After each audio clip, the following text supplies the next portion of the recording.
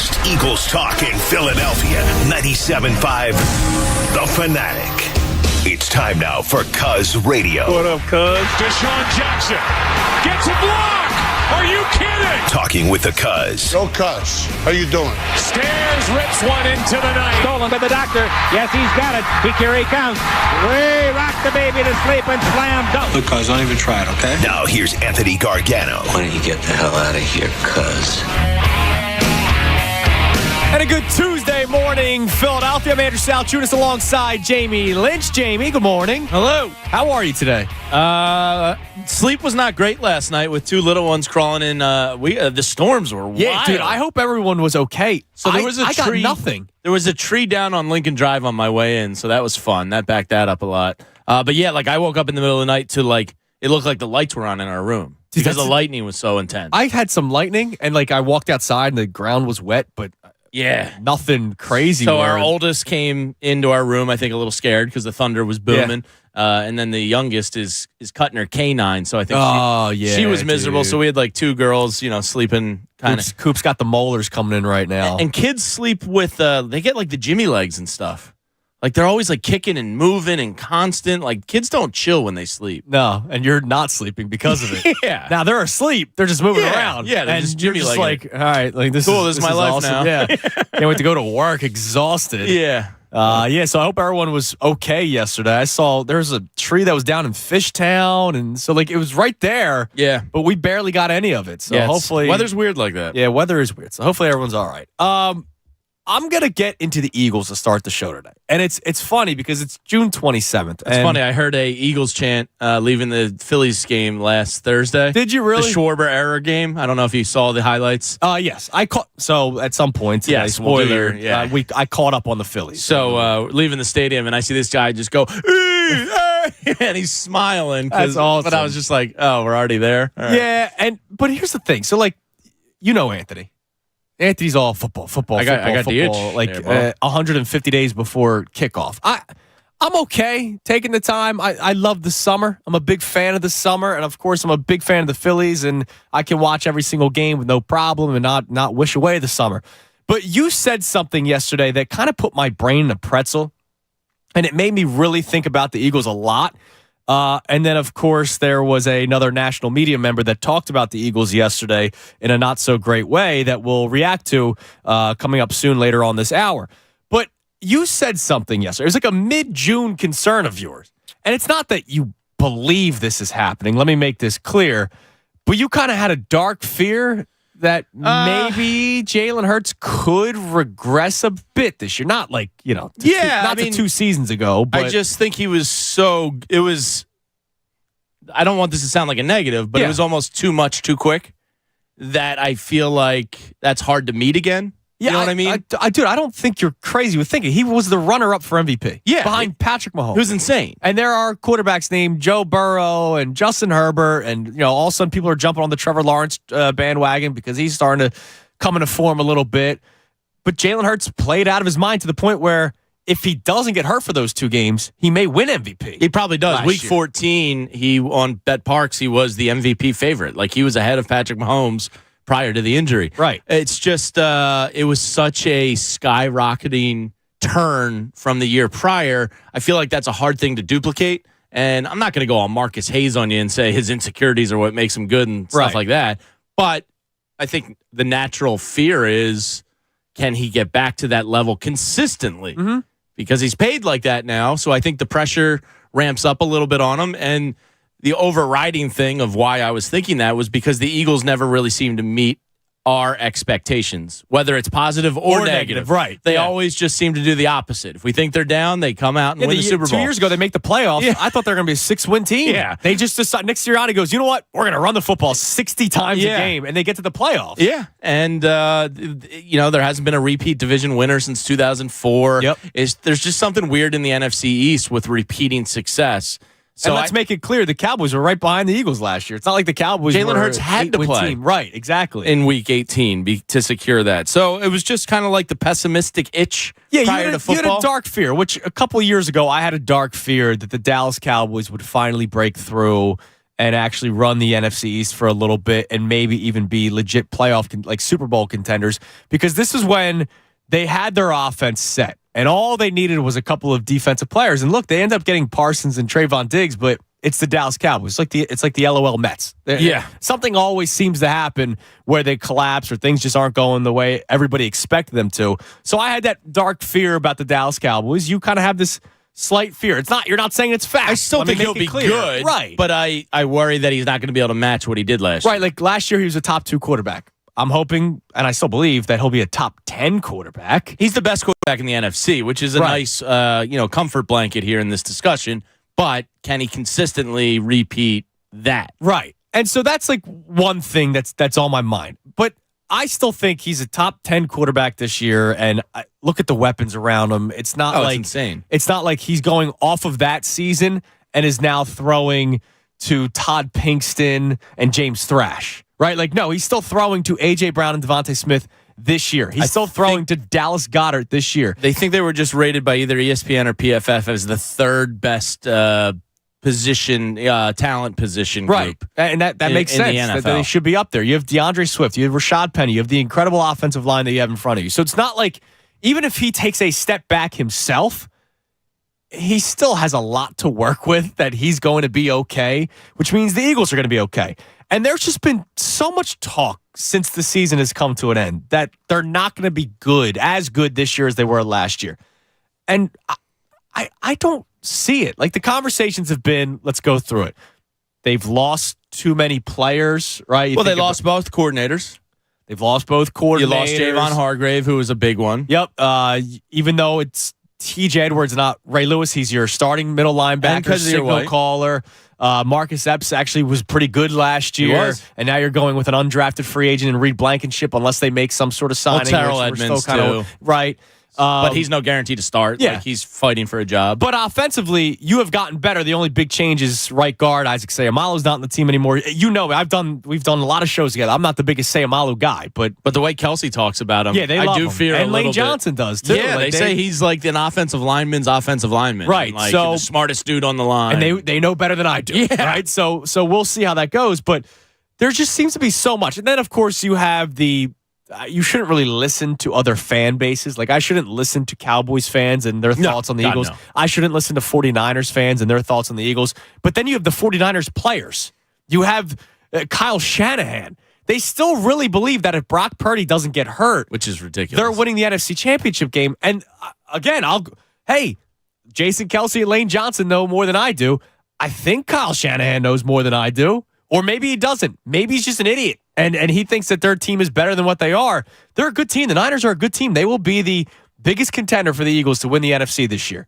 But don't tell me that if Brock Purdy stays healthy, that the Eagles are not going to win that playoff game.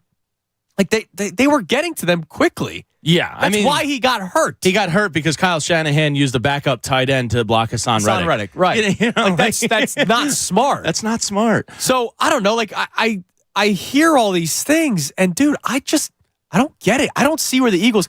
Do I think they're going to go 14-3 this year? No, but they have a chance to start 6-0, 7-0. They do. We'll get into the W's and L's at some point. Yeah, we are. Yeah. But 12. It's an irrational fear I have, and it's only rooted in this repeat division champion thing. And I think the Cowboys are good. So, like, they're a good football team. So I'm not like they do still have Mike McCarthy, who I think is an idiot. He's a boob. Yeah. Which is a great way to describe him. He just kind of... I don't think he's a good head coach at all. He won because he had Aaron Rodgers. Yeah.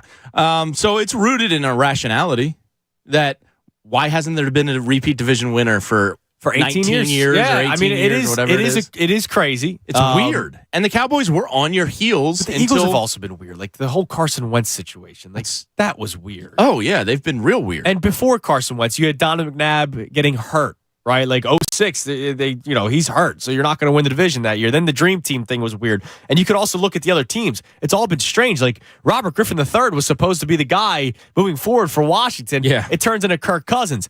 The Dallas Cowboys give up on Tony Romo, and Dak Prescott catches fire, and then it has regressed really in the last couple of years. And the Giants are just a mess. But the Giants are a 2-time Super Bowl champion since the last time we've had a 2-time the back-to-back division winner. Like, think about how weird this NFC East has been. It's the strangest, and that's why it's the longest active streak and the longest streak ever in the NFL where there hasn't been a back-to-back division winner in any division throughout the NFL. Yeah, it's weird. It's insane. But I still feel great about this team. I feel pretty good. But like the laws of nature in the NFC East tell me I should feel otherwise. Right. You know what I mean? Unless they finally break through. Like, yeah, I mean, somebody's got to do it eventually. Man. They're due. They do, but the Eagles never seem to really be good when we expect them to be good. And they're Jason Kelsey said that on his podcast last year. Did he? Yeah, he actually was like, it's funny, like when people think we're going to stink, we're actually really good. And, like he himself said that, and he's been here for a long time, so he knows Super Bowl it. year, I don't think anybody thought they were a Super Bowl team prior to the season. What, 2017? Yeah. No, we thought that they would like take a step the division forward. Or right? like get to the playoffs. Right. Take the step forward, year 2 of Wentz and Peterson. Like, not win the Super Bowl and destroy teams. And win the Super Bowl with Nick Foles. Yeah. Like, it's just weird. But as good as I feel, and like you sound a little bit more pessimistic. Like I feel great. I'll be honest. Like I feel they're winning the division. Like they're winning the NFC East. Yeah, I think they will. But you kind of still have that doubt. I think the Cowboys are real. I think the Giants have potential to be better. Washington. I think Daniel.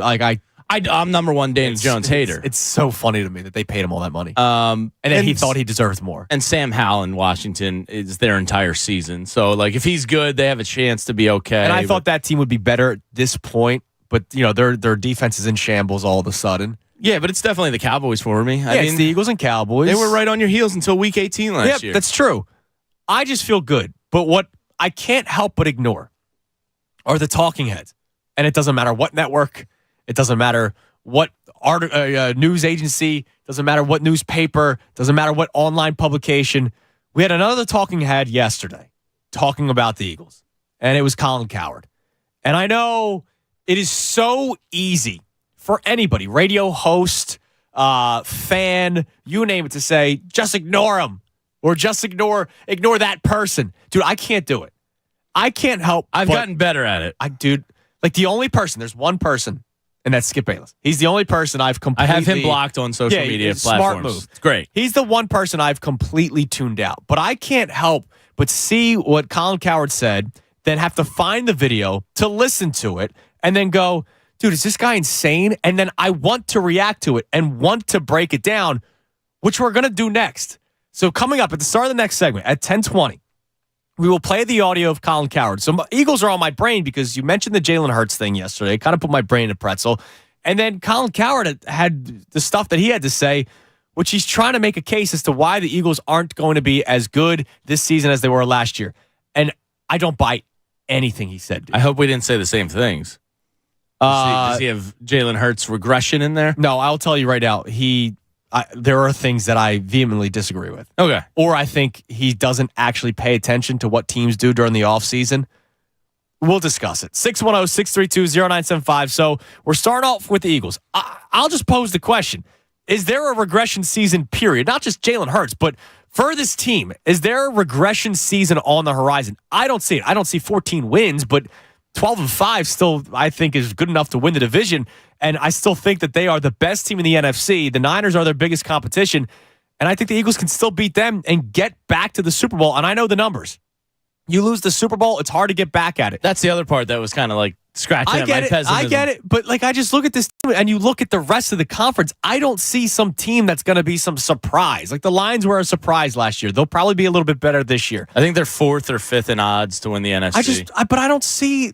Look, I don't see Jared Goff. My apologies. I don't see Jared Goff going back to the Super Bowl. Okay.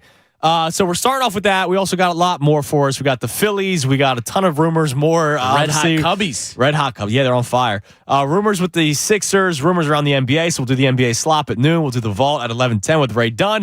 And if you want to climb in, you can at 610-632-0975. He's Jamie Lynch. I'm Andrew Salchunas. We're filling in for the Cuz right here on the Fanatic. Fanatic Sports Update. Phillies in Chicago. I'm Ray Dunn.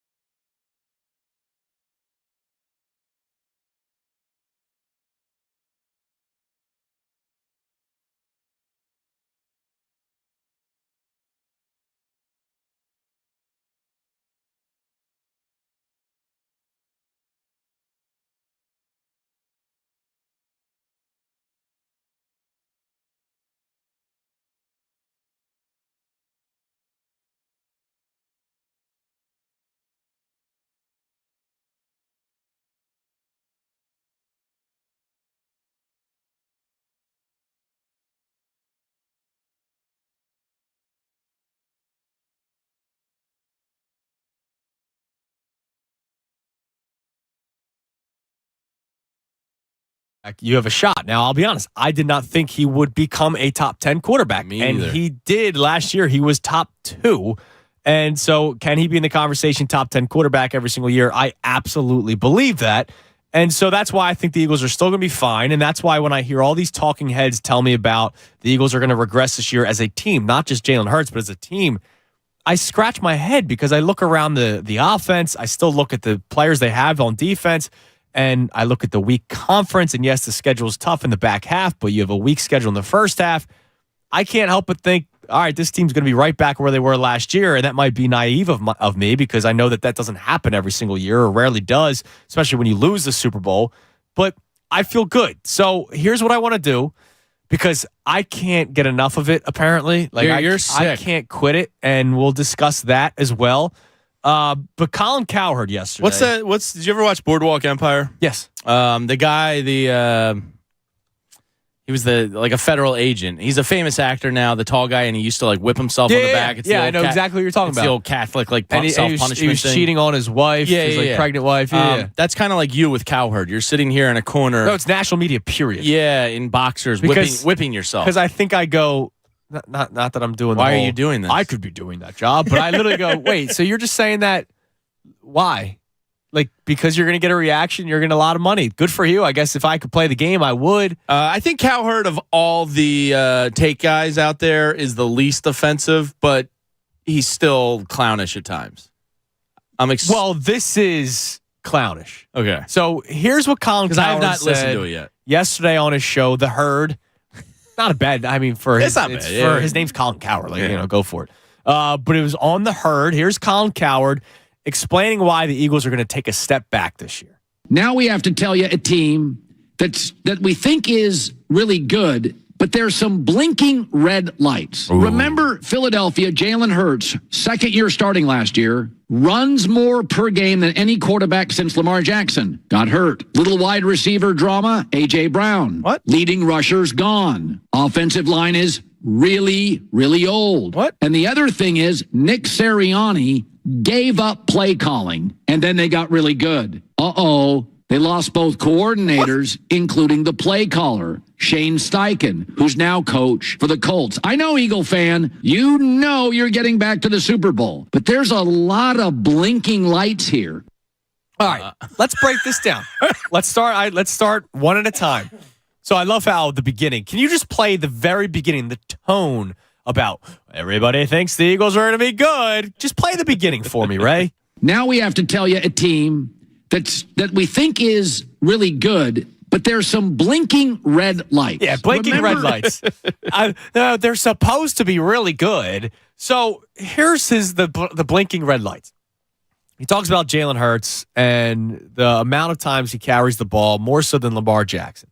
He's not wrong there. I do have mild concerns about him he's been injured every year so far. The last 2 seasons at the end of the year, he's been banged up. I'm not going to disagree with that. Yeah. I can't help but think the Eagles also recognize that.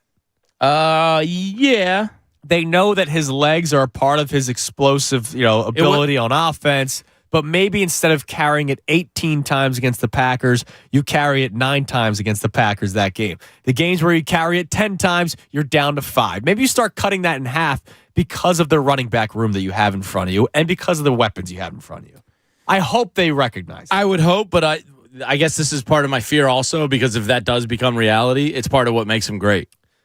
It is part of what makes him big great. part of what makes him great with the RPO ability and, keeping defenses on their heels. Well, I also wonder maybe early on in the season we see him not run as much and they see what he can do as more of a pocket passer. I don't think – did you hear the Jeremy Fowler clip a few weeks ago? Yeah. We actually had him on the show. Oh, did you? And I like the Fowler family. he talked about how – he's been hearing that they believe he can become like an better elite pocket passer. That's not just coming out of nowhere, right? Like that's coming from the front office, and they're probably going to try to do that because they know that he's been banged up the last couple of seasons. Yeah, probably. So maybe early on in the year, you see him drop back to pass a lot more and stay in the pocket a little bit more. And if you need to make the change to revert back to what works, maybe they'll start doing that. Yeah. But that's number one. I don't disagree with Cowherd. I think that's his most fair point. And that's any mobile quarterback. You're worried about that with Justin Fields. You're worried about that with Lamar Jackson. Heck, I was worried about it with Wentz. Always trying to extend plays. Daniel Jones is fairly mobile. He hasn't been hurt, though. He's kind of an anomaly there. Yeah. Russell Wilson was always very smart. He was very legs. good about it. But anybody that's mobile, you're always going to have that Even Patrick concern. Mahomes had the high ankle sprain, in the playoffs last year. You go through Eagles quarterbacks, Vic, McNabb, Cunningham. It's inevitable. It's probably going to happen. You take that many shots, it's going to happen. All right, that was number one. Number two, what? Wide receiver drama. Yeah, what was that? With A.J. Brown. I'm trying to think of his offseason. What was his drama? I remember he said on the podcast that if they don't extend Jalen Hurts, they can trade him. They can trade to wherever he goes. That was a joke. I do remember in the NFC Championship game, he was angry that he wasn't out on the field because Nick Sirianni said, "Hey, you're banged up and we're up by 30. You don't need to play." I remember he made it he actually was very adamantly angry on the sideline. That happens. That's heat of the moment. He's a competitor. Anything else? He got hit when he was on his bike during the Eagles bike-a-thon or whatever? No. This is the first I'm hearing of A.J. Brown drama. We do this for a living. Every day we're doing this. Whether it's here at The Fanatic, whether you're doing Locked On podcast, whatever it is. Do you recall something with A.J. Brown? No. Okay. So that was just made up. Point 2 was made up. Yeah, okay, that's fun. This isn't 04-05 with T.O. Yeah, all right, no. Where are we going? I was at that game in Pittsburgh. I was too. Me and my buddy drove. Oh, were you? Yeah, I was. Yeah, me and my buddy drove out, and we were like, "What's going on over there on the sideline?" Yeah, they were both 7-0, and they lost. And you could just see T.O. following him, giving him an earful, and I was like, "That's probably not great." All right, point 3, leading rusher gone. Yes, that's factually correct. Yes, Miles Sanders, I believe, was the highest paid free agent running back too. So let's break that down. You weren't going to pay him. You weren't going to pay him that much money. Yeah, he got decent money. What did he get, $25 million or something? I think 27. Yeah. Had it from Carolina. With 15 guaranteed or something. You also picked up 2 when healthy, and I get it. Health is a big deal. Sure. When healthy, very talented backs. Yeah. In Rashad Penny and DeAndre Swift. And hopefully they stay healthy because they're not going to be bell cow backs. They're going to be guys that you can mix into the rotation. DeAndre Swift can do a lot of stuff out of the backfield. Rashad Penny can do stuff, between the 20s. Obviously, you have Boston Scott, who hides behind the line of scrimmage in the red zone. Kenneth Gainwell became somewhat of a power back. He looked really good in the playoff run. So, yes. The running back room is a strength. They lost their top back on paper, but they replaced it with two very talented backs. So, yes, it is a fact that they lost their leading rusher last year. Yes. But you're just ignoring the fact that they brought 2 others in. Yes. And again, I believe Rashad Penny and DeAndre Swift combined are making $2.2 million. Yeah, they're making nothing. It's basically free. Offensive line is really, really old. The 2 he gave back-to-back reallys. Really, really old. I just looked it up. Juergens is 23. Mailata is really old at 26. Yeah, he's old. And Landon Dickerson's 24. Old. Jason Kelsey is a whopping, 35? And has contemplated retirement the last couple of years. But he's still at the top of his game. He was the number 1 center in the NFL last year. He was an all-pro center. And Lane Johnson hasn't allowed a sack in 2.5 years. And outside of Trent Williams is probably the best offensive lineman in football. Yeah, and is he hurt often? But he got that fixed. His ankle is all cleaned up. Good to go. So, offensive line really, really old. Okay. 3/5 of the guy are under the age of 26. What? So, yeah, their 2 biggest names are in their 30s. Yes. Yeah. But there's 5 guys on an offensive line. Yes. And 2 of them have experience. Cam Juergens is going to be playing right guard, we think, for the first time. But Jordan Mailata has now been the left tackle for a couple of years here. Yeah. Landon Dickerson will be entering year 3. As an all-pro. At age 24. And then finally the Sirianni play call. Okay, we'll see. Steichen did a tremendous job. Brian Johnson and Jalen Hurts have worked side by side for the last 2 years. Brian Johnson has also worked side by side with Shane Steichen and Nick Sirianni for the last couple of years. And don't forget, Nick Sirianni's still there. It's still his philosophies and his beliefs. He might not be calling the plays, Right. but he's setting up the playbook and working with Brian Johnson, Sunday night through Saturday morning about the first 15 and the play flow and all that. So we'll go through it one more time. Hurts runs too much. All right, fine. Wide receiver drama with A.J. Brown. Made up. No recollection of that. Leading rusher gone. Yes, factually correct. But we're just ignore the two guys they acquired. O-line's really, really old. Not true. Not true. And Sirianni calling plays. Uh-oh. So all right. he batted what, 1 for 5? So he's actually hitting better than Kyle Schwarber. he is hitting better than Kyle Schwarber. He was hitting at a 200 click there. Great point. So I'll ask question number one. Do you tune guys like this guy out? Yeah. I can't help myself. I used to take the bait every time, but I've done it, as I get older, I've done a better job of So just pushing them to the side. I'm 29 going on 60, but when it comes to this stuff, I'm a child. I'm way more offended by local people's hot takes than I am national guys' hot takes. Okay. Because the local guy lives it, breathes it, and it's just like, okay. Covers the team. We know what you're doing here. Yeah, and people fall for it. Yep, every single time. I hate this person. And so Colin Cowherd, Skip Bayless, Nick Wrights, all these jamokes out there, they don't really faze me in the slightest. Well, it bothers me. I can see that. So I'll ask You're you, gripping the that pen audience, a little tight 610-63. I already pulled off the little thing on here. 610-632-0975. That's question number one. Do you tune guys like this guy out? I can't help myself. But let's do our own breakdown of the team because we broke down what he said. So let's start with quarterback. All right, I feel good about Jalen Hurts. Yeah. Even if he does take a step back from the number 2 overall quarterback still good in the enough NFL, to win the NFC. and he's number 6, you can still win the NFC. Forget the offensive line is really, really old. Offensive line is really, really talented. Really, really good. It's probably the best in football. PFF, and I know how people feel about it, just rated him the best in football. It's terrible, but I'll when agree it with them supports there. your argument, you use it. Yes, when it disproves your argument, you don't use it and you mock them. That's how it works. Great point. And they just said that the Eagles are the best offensive line in football. Skill positions. Running back room. We just kind of went through it. Yes, they lost Miles Sanders, but they brought in DeAndre Swift, who is so good, and I thought the Lions underutilized him last year. Now, they had a freak in Jamal Williams that was scoring touchdowns just every single game. He had like 15 touchdowns or something? Yeah, he was on my fantasy team. It was great. And they were just rated, I think, either ESPN or PFF. I can't remember because the internet is a garbage timeline in my brain. The third best weapons group in the NFL. Right. Now, and I would imagine altogether? Yes, all together. Okay. Running back, tight end, wide receiver. I would imagine that I didn't look, but I would think the Dolphins maybe are 1 or 2. Would be, yeah, they have to be. Especially if they get Dalvin Cook, and maybe the Bengals might be ahead of them. That would make sense with Mixon. But you're and right Chase there. And Boyd, and Higgins, and all those guys. So then, tight end, I don't think Dallas Goedert is taking a step back anytime. No, he's a stud. He's only emerging still. And then A.J. Brown, Devontae Smith, you can throw in whoever you want in the slot. It could be not just Britton Covey. It could be Dylan Covey, the pitcher for the Phillies. Is it Covey or Covey? I've never gotten He's not going to be on the team in 6 weeks. Not gonna work here anymore. I'm done. I don't really need to care anymore. With all due respect to the Covey family. Slot receiver, whether it's Quez Watkins or you name it, they're going to be good. I wouldn't have minded an upgrade there for a camp battle.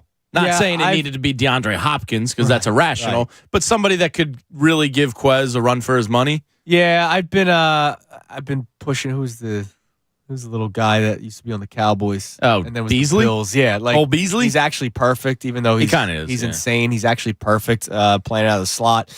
But some guy like that can find a spot in the field, get the first down marker, get a first down. But okay, so our biggest concern right now is slot receiver. Quez Watkins. Yeah, exactly. So offense is great.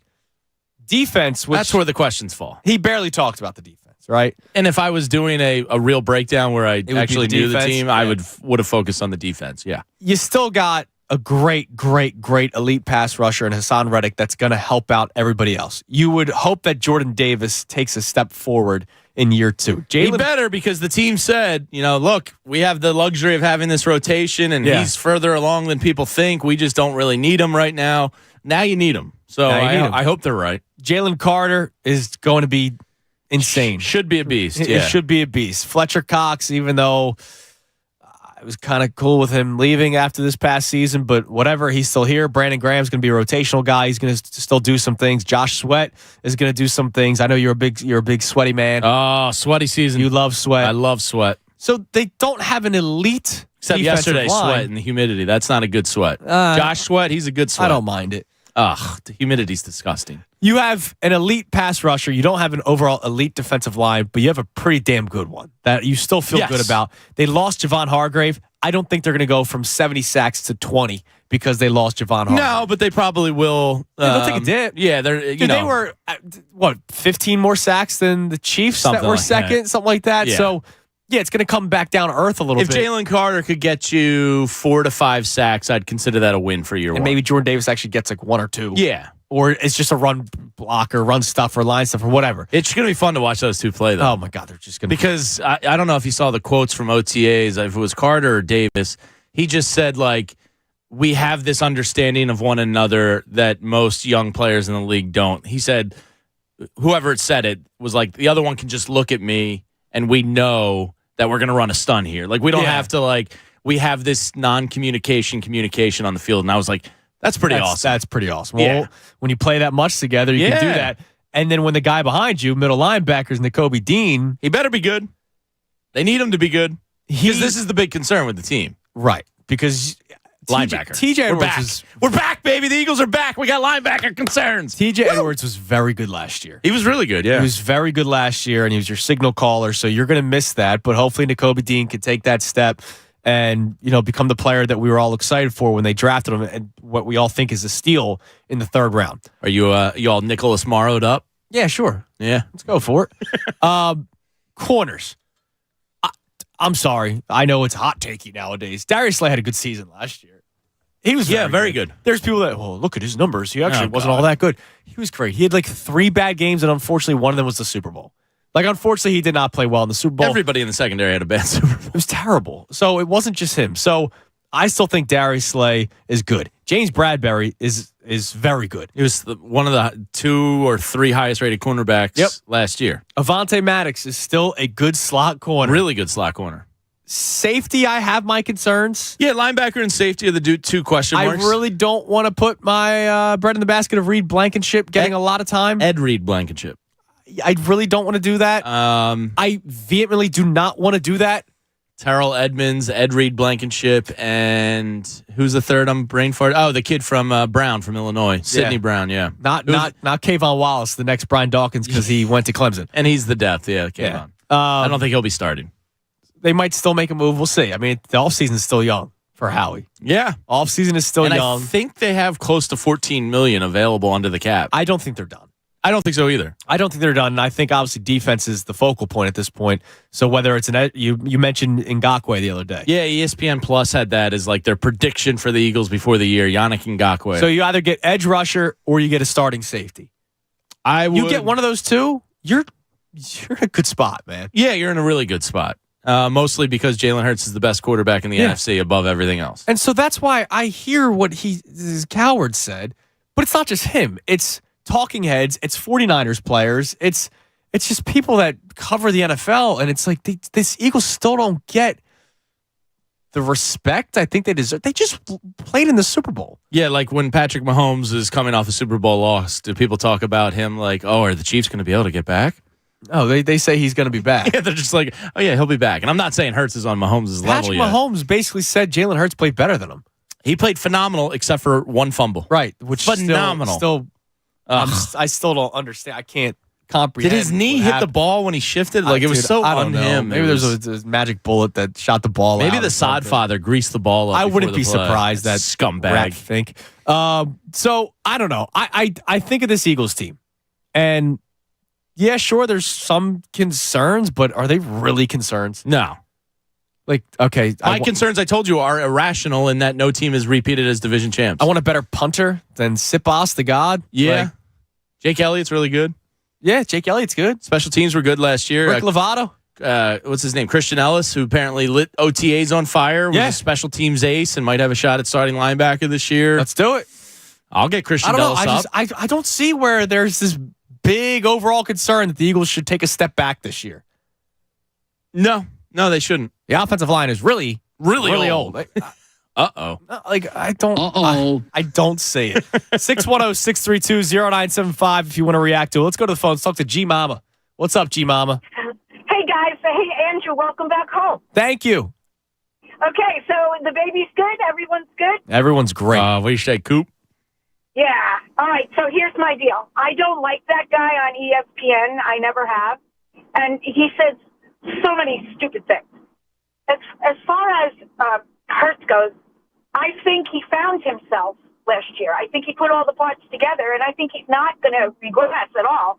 And, there have been, for decades, scrambling quarterbacks. And way back when, like, say, Fran Tarkington, and they weren't as strong, and they didn't have the same equipment, but they ran all over the place. It's no big news, And the other thing is that I think people like to hate Philadelphia teams because, A, the Eagles are cool. Their uniforms are cool. The eagle is a cool bird. And Majestic. Philadelphia is a cool city. So that's it. Yeah, and I also think they know that they'll get a reaction out of us. And thanks for the call, G Mama. Guilty. Yeah. Guilty. Yeah.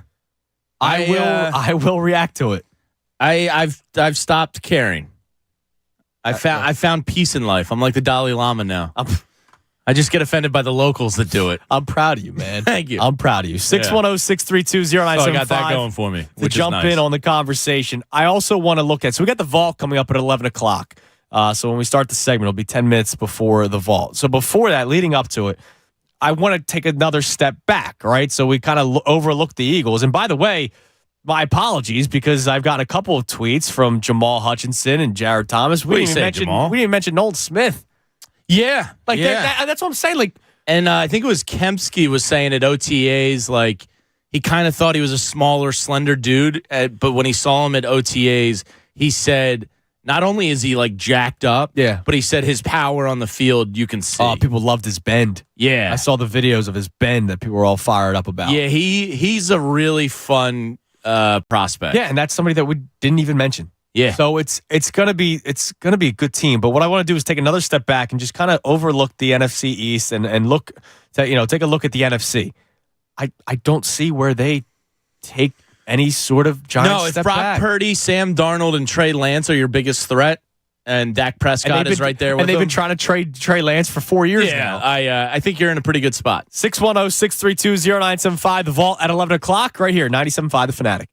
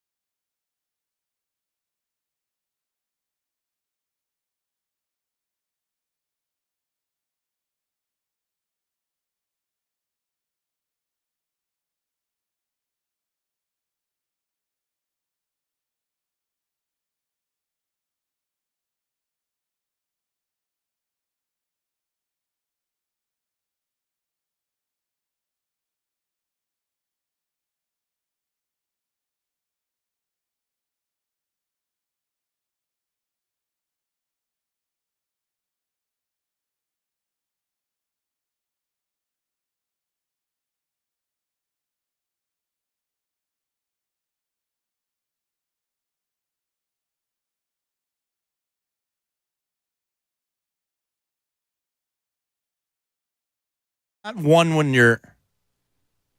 How do they do What? it? You. He birdied me. Damn. You're 0 when you turn 1.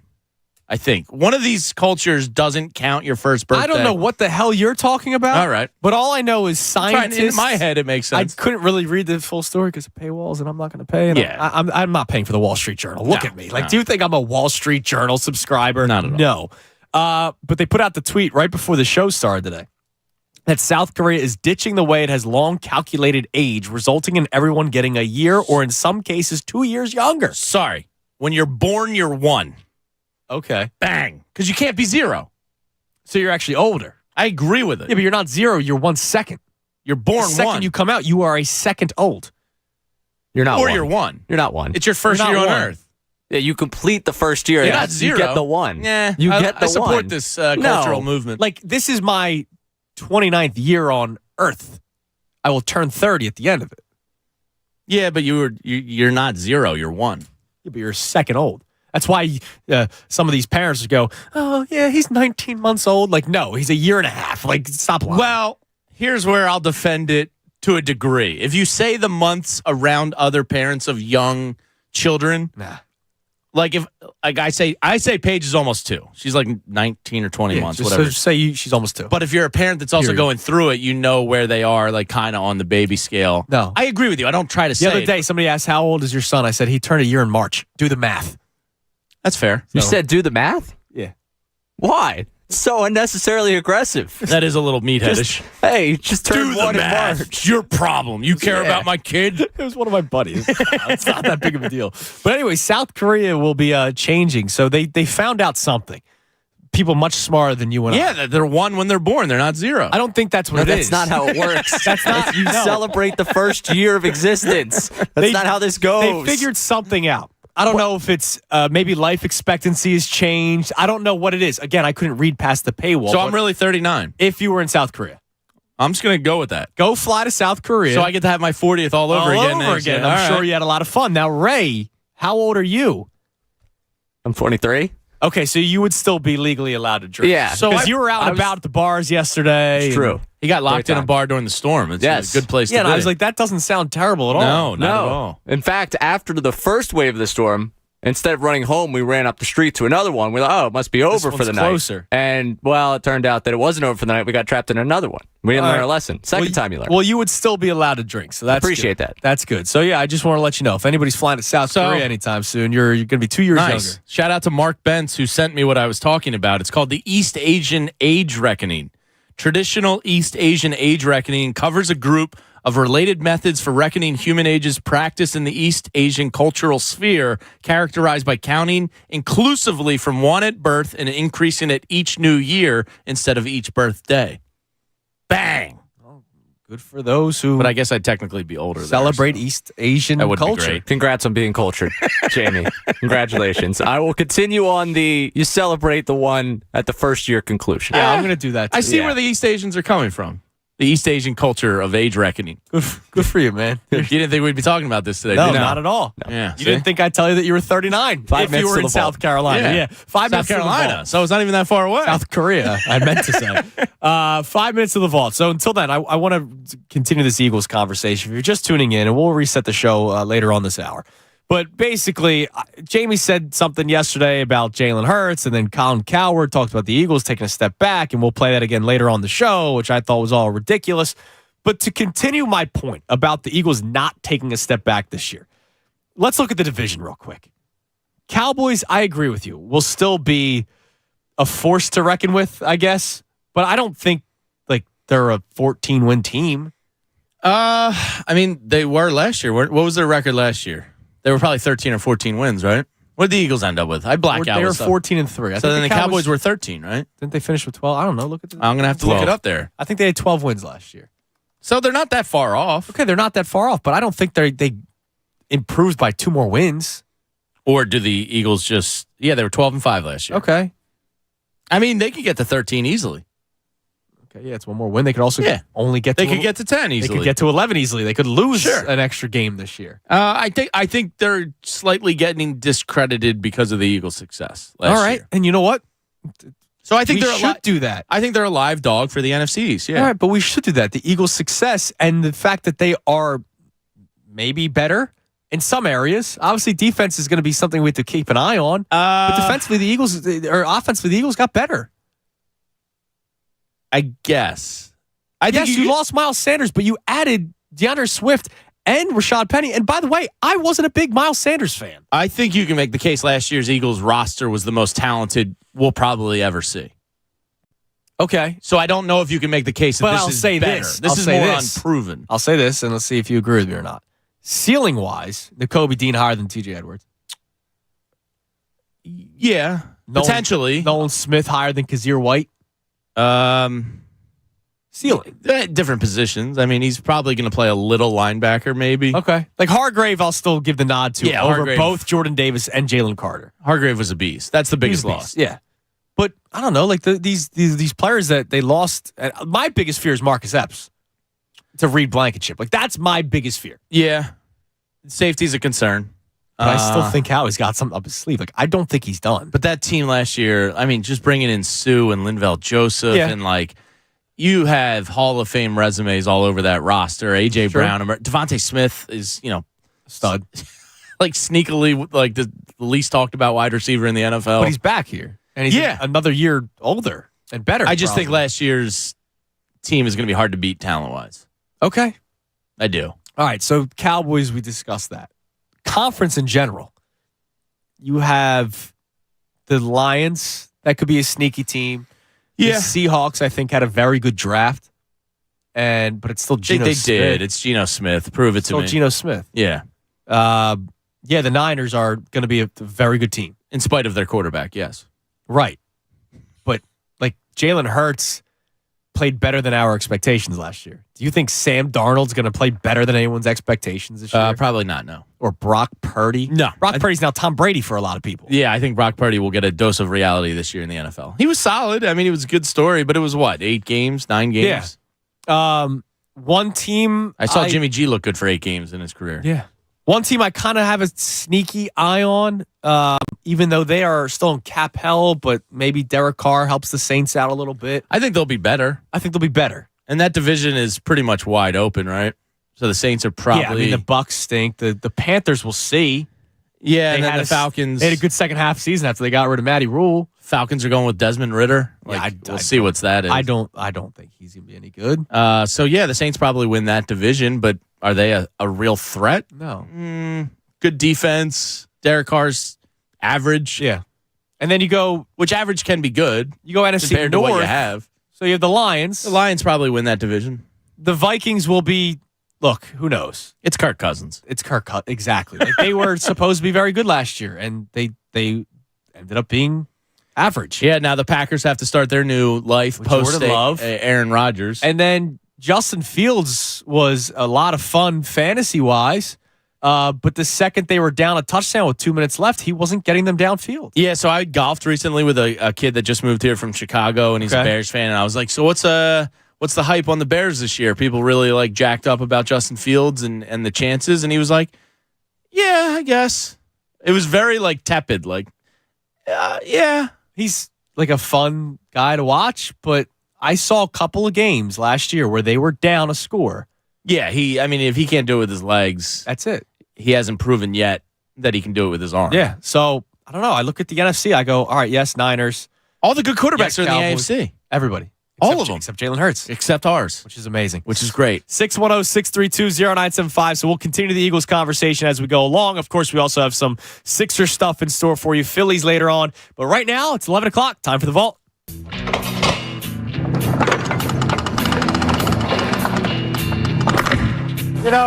When we began opening this vault nearly 2 hours ago, we had no real idea what we'd find inside. As it turns out, we haven't found very much. Vault brought to us by Golden Nugget Jewelers, where Philly gets engaged. Ray, good morning. How are you? Good morning. Doing good. That's good. Feel good today. Are you refreshed after your night out at the bars yesterday? Always refreshed. I was all ready to go. Well, what's your drink of choice at a bar? Are you a beersman, a cocktail guy? On a Monday night where I got work on Tuesday, I'm a beer guy. Yeah? Yeah. Are you an IPA man? Are you a lighter beer man? If depends what I'm drinking Special? with. Depends situation. Because you Situationally. weigh like 115 pounds. So Correct. I'm trying to figure out like jealous what, of like that. what beers you drink. After the rain yesterday, I was about 115 pounds when I got home. Oh, okay, yeah, soaking wet. soaking wet. Yeah. I'm jealous of what a 8 or 9% IPA would do to me at your weight. Yes. No, I got to be honest with you. It's pretty great. It's a nice setup. You're a cheap date. Yeah, Yeah. you save money that way. Big It's time. true. Yeah, you pay a little extra for the one beer, but you're done. Yeah. No, last night it was just strictly light beer. Okay. Again, we were trying to longevity and work the next day. We're all, smart. I care about the two of you. I was chess. I was keep us stuck in line. inside of the bar. I was like, oh my God, Andrew and you were Jamie, focused I gotta about be the ready for vault, tomorrow. all that kind of stuff. So what do we got today, Ray? All right, today in 1963, Johnny Callison hit for the cycle. And it would be so awesome to play you highlights from him hitting for the cycle. We don't have that. Oh, God, you couldn't find it? Yeah, sorry. It's on YouTube. Yeah, sure. So we went deeper in the vault. We found this from 1958. Ah, Wow. Johnny Callison, they put out a whole production. The White Sox sent out camera crews. They had a guy narrate it, trying to find Johnny Callison and kind of the process of signing the guy.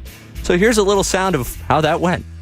Who is this prospect that's excited the front office? Let's go to California for a scene that's been enacted many times during the past 3 years. Young Johnny Callison is a standout in everything, but the scout must determine if he is so outstanding because he's head and shoulders above his present competition, which could be lacking in talent, or if he really is a diamond in the rough. White Sox scouts Doc Bennett and Hollis Thurston continued to watch and catalog every action of young Johnny. If they needed a convincer, Johnny provides it with a tremendous home run over the right field fence. The game is over. It's time to approach the young phenom. Now that his high school eligibility has ended, it's time to talk about a future in organized baseball. Sold on the merits of the White Sox organization, Johnny is a willing listener to Thurston and Bennett. His opportunities to advance in the White Sox system have been outlined to him. Contract terms are agreeable. Here's the pen. The name goes on the dotted line. So that was the production of signing Johnny Callison. Yes. It was a 20-minute thing because they follow him through the... It was like Wow. White Sox early, I want to say like video players tribute of like the process. So would they of Johnny play it during Callison. the rain delays like signing Harper? Yeah. So I'm Oh, wow. It's the 6th straight day of signing Harper. I'm in your favorite website, baseballreference.com. Baseball Pornhub reference. Yes, Baseball Pornhub. And by the way, this is a local company. I just found out. I did not know that. The Philadelphia area. Yeah, the guy that launched it actually belongs at my golf club, which somebody told me the other day. And I was like, wait, what? Baseball reference stuff? And he's like, yeah, Yes. all the references. I was like, That's no awesome. way. So anyway, I dove into Johnny Callison's baseball reference. So he came second in the MVP, I think, this year. So I was just curious. So I looked at the MVP race that year. The NL MVP, I don't think I would ever get. I don't think you would ever get. A guy named Ken Boyer that year. Oh, yeah. He was just awesome. So Johnny Callison finished second, but listen to some of the names behind him. Frank Robinson, Joe Torre, Willie Mays, Dick Allen, Ron Santo, Roberto Clemente, Lou Brock, Kurt Flood, Jim Bunning, in basically that order. They were all pretty good ball players. Yeah, and then the AL that year was Brooks Robinson, Mickey Mantle, Elston Howard, Tony Oliva, Dean Chance, Pete Ward, blah, blah, blah. But and Harmon Killebrew came in 10th that year. Do you think...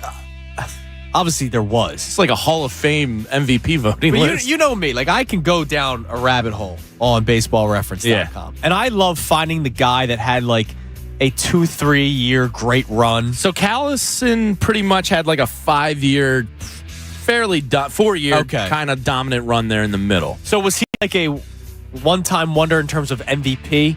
So he finished 18th in MVP in 62, 15th in 63, second in 64, and then 24th in I just love seeing the 65. guys that got like a vote like recently. Like, I'm pretty sure Carlos Ruiz got a vote one year. Yeah. Like, that's because he was so adorable. Yeah. And he also hit 340 on Adderall. Yeah. And he loved ice cream. Right. That was my favorite website ever. ChoochLovesIceCream.com. Do you remember that? Yes, I do, actually. That's amazing. All right, what else, Ray? All right, we got a fight that we can actually put the entire length of the fight in today's vault because it was a very hyped up match in 1988 between Mike Tyson, Mike Spinks, and it was over in 90 seconds. I see that Michael Spinks is a little tight. His legs are not as loose as they normally have been in the past. Now watch Tyson jump right into his chest. Michael Spinks getting a little movement. Keep those hands high. Very, very high. Stepping in. All right, stop punching. Hey, Mike, knock it off, man. Knock it off. Cappuccino already warning Mike about the elbows. Various opponents have complained that Tyson rocks them with elbows along the ropes in close. Used by Michael Spinks now. He's throwing his jab, but he has to keep those hands extremely high. Watch for the uppercuts, too. Tyson not afraid, as we expected, and Spinks ready to mix it up with him. Tyson along the ropes doing damage. Michael Spinks has to keep moving because every shot. Uppercut landed inside, and Spinks went down. That is the first time Michael Spinks has ever been down in a professional fight. And he's down again and in serious trouble. A right hand right on the chin. 6, 7, 8. He's not going to make it. It's all over.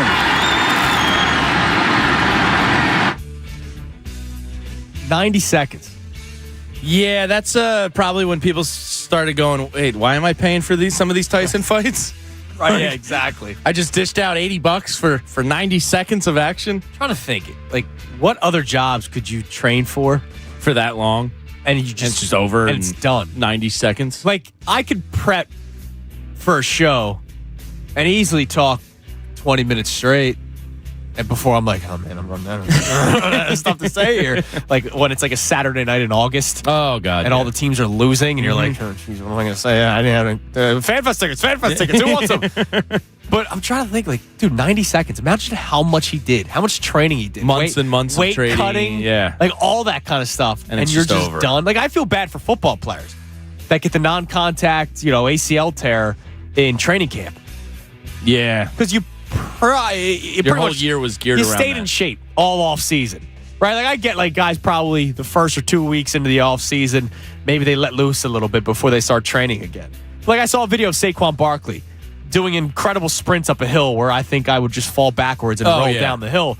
Could you imagine like first week of training camp, you're just go done? down. Like that would suck. Yeah, and it's like the lead of his. I'm on Michael Spinks's Wikipedia page right here, and it's like. Lost great career, knocked out by Tyson in 91 seconds. Unbeaten.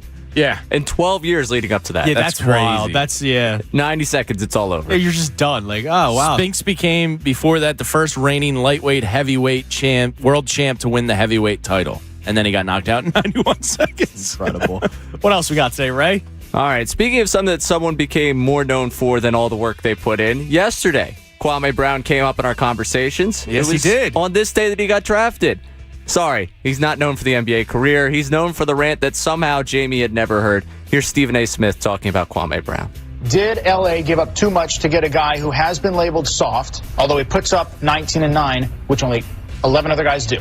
Is that a trick question? You tell me. They gave up Kwame Brown. Two first rounders. I could care less. Tied into his salary for 4 years. First of all, understand something. When you're giving up first round picks, if you are a quality team in playoff contention, it really doesn't mean that much. That's number one. Number two, and more importantly, Kwame Brown is gone. The City of Angels, Hollywood, just should be celebrated. Throw a parade already, whether you win a championship or not. This man was bona fide scrub. He can't play. No disrespect whatsoever, but I'm sorry to tell everybody the truth. The man cannot play the game of basketball. He has small hands. He can't catch the ball. He's got bad feet. He can't really move, even though he's mobile. Doesn't really know what he's doing. Doesn't have a post move that he puts to memory that he can do 2 times in a row. He has no game whatsoever. Plays no defense. Doesn't have the heart, the passion, or anything that comes with it. And you're asking me whether they gave up too much? Please, the Los Angeles Lakers knew exactly what they were doing. They should be celebrating right now, and Kobe Bryant should not be saying a word.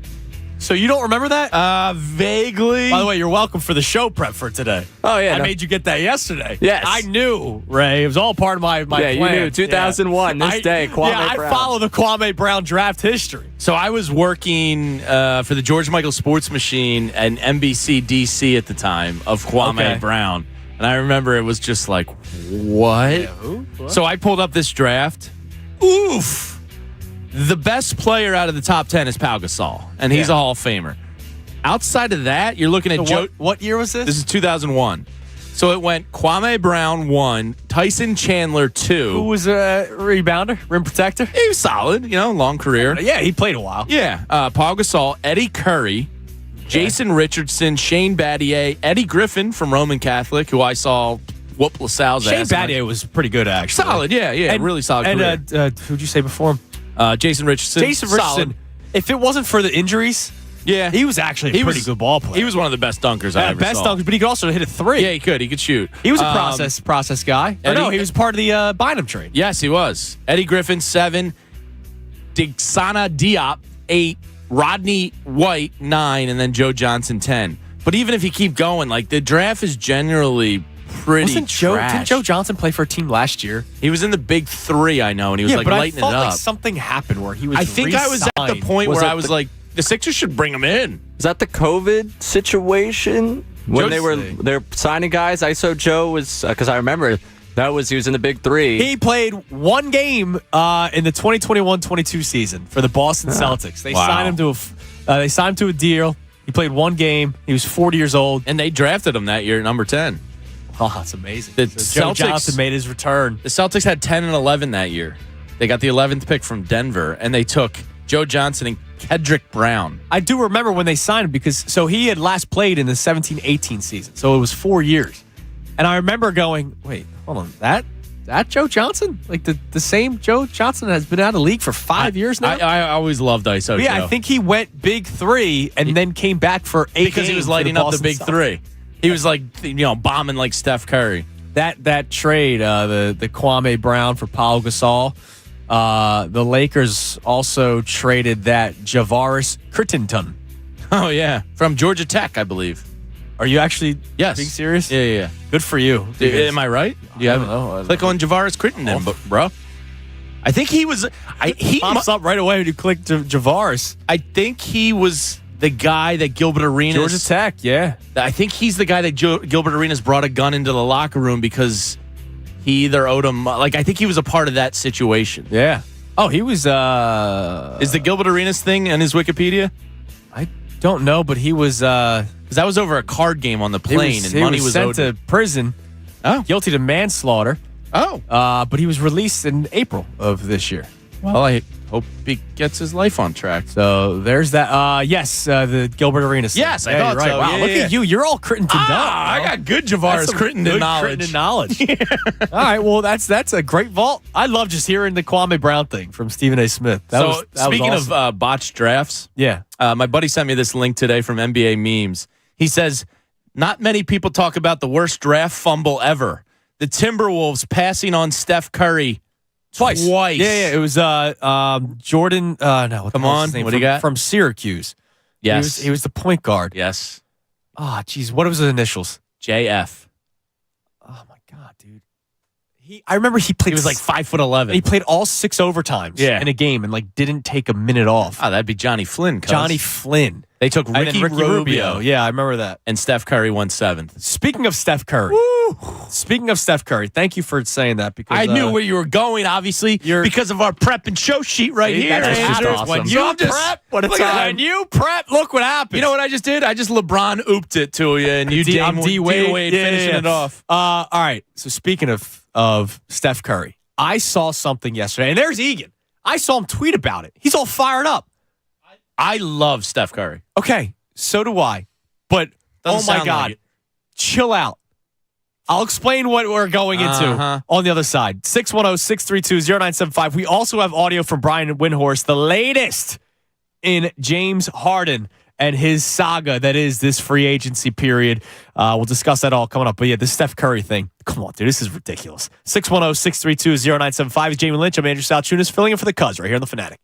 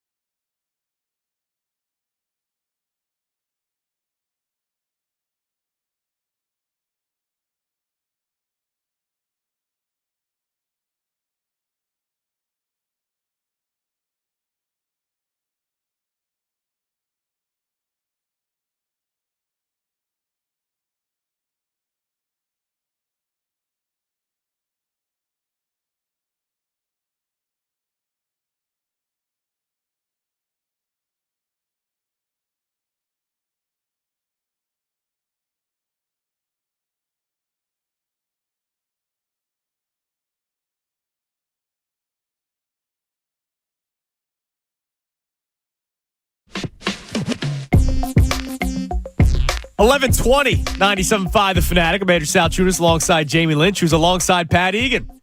Hi, Pat. I hope all is well.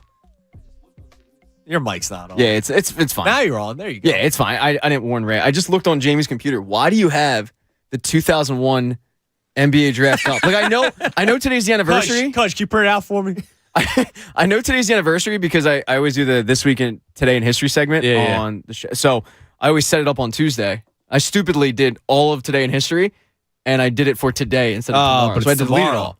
The bigger story is today's the anniversary of Anthony Bennett getting drafted, which is the anniversary of the process kicking off. Yeah. And you're sitting here all Kwame Brown, Tyson Chandlered up. Yeah. Well, we played the Stephen A. rant when he's a bona fide scrub. No disrespect. No disrespect. Yeah, that was the funniest. The man's a bona fide scrub. He can't play. That was probably the creation of Talladega Nights when he's like, I mean this with all due respect. And he started just talking mad crap about the guy. Kwame Brown was in the vault. I was previously on Johnny Callison's baseball reference page. 63. Deep diving Oh, yeah. It also broke a guy's 250 game plus airless streak. So I like to deep dive the vault topics in case I see something. Like next thing you know, we're talking about Javaris Crittenden and the gun situation with Gilbert Arenas. So you're talking about the Kwame Brown being 2000, right? 2001. 2001. Scroll down was Sam Dallenberg, the Sixers pick out of Seton Hall. Oh yeah, you're good with. Yes, you are correct. Number 26. That I'm not here for my looks. And you want to go through painful Philadelphia sports memories? Sure. Guess who was taking 28 that year? By who? The Spurs. Tony Parker. Oui.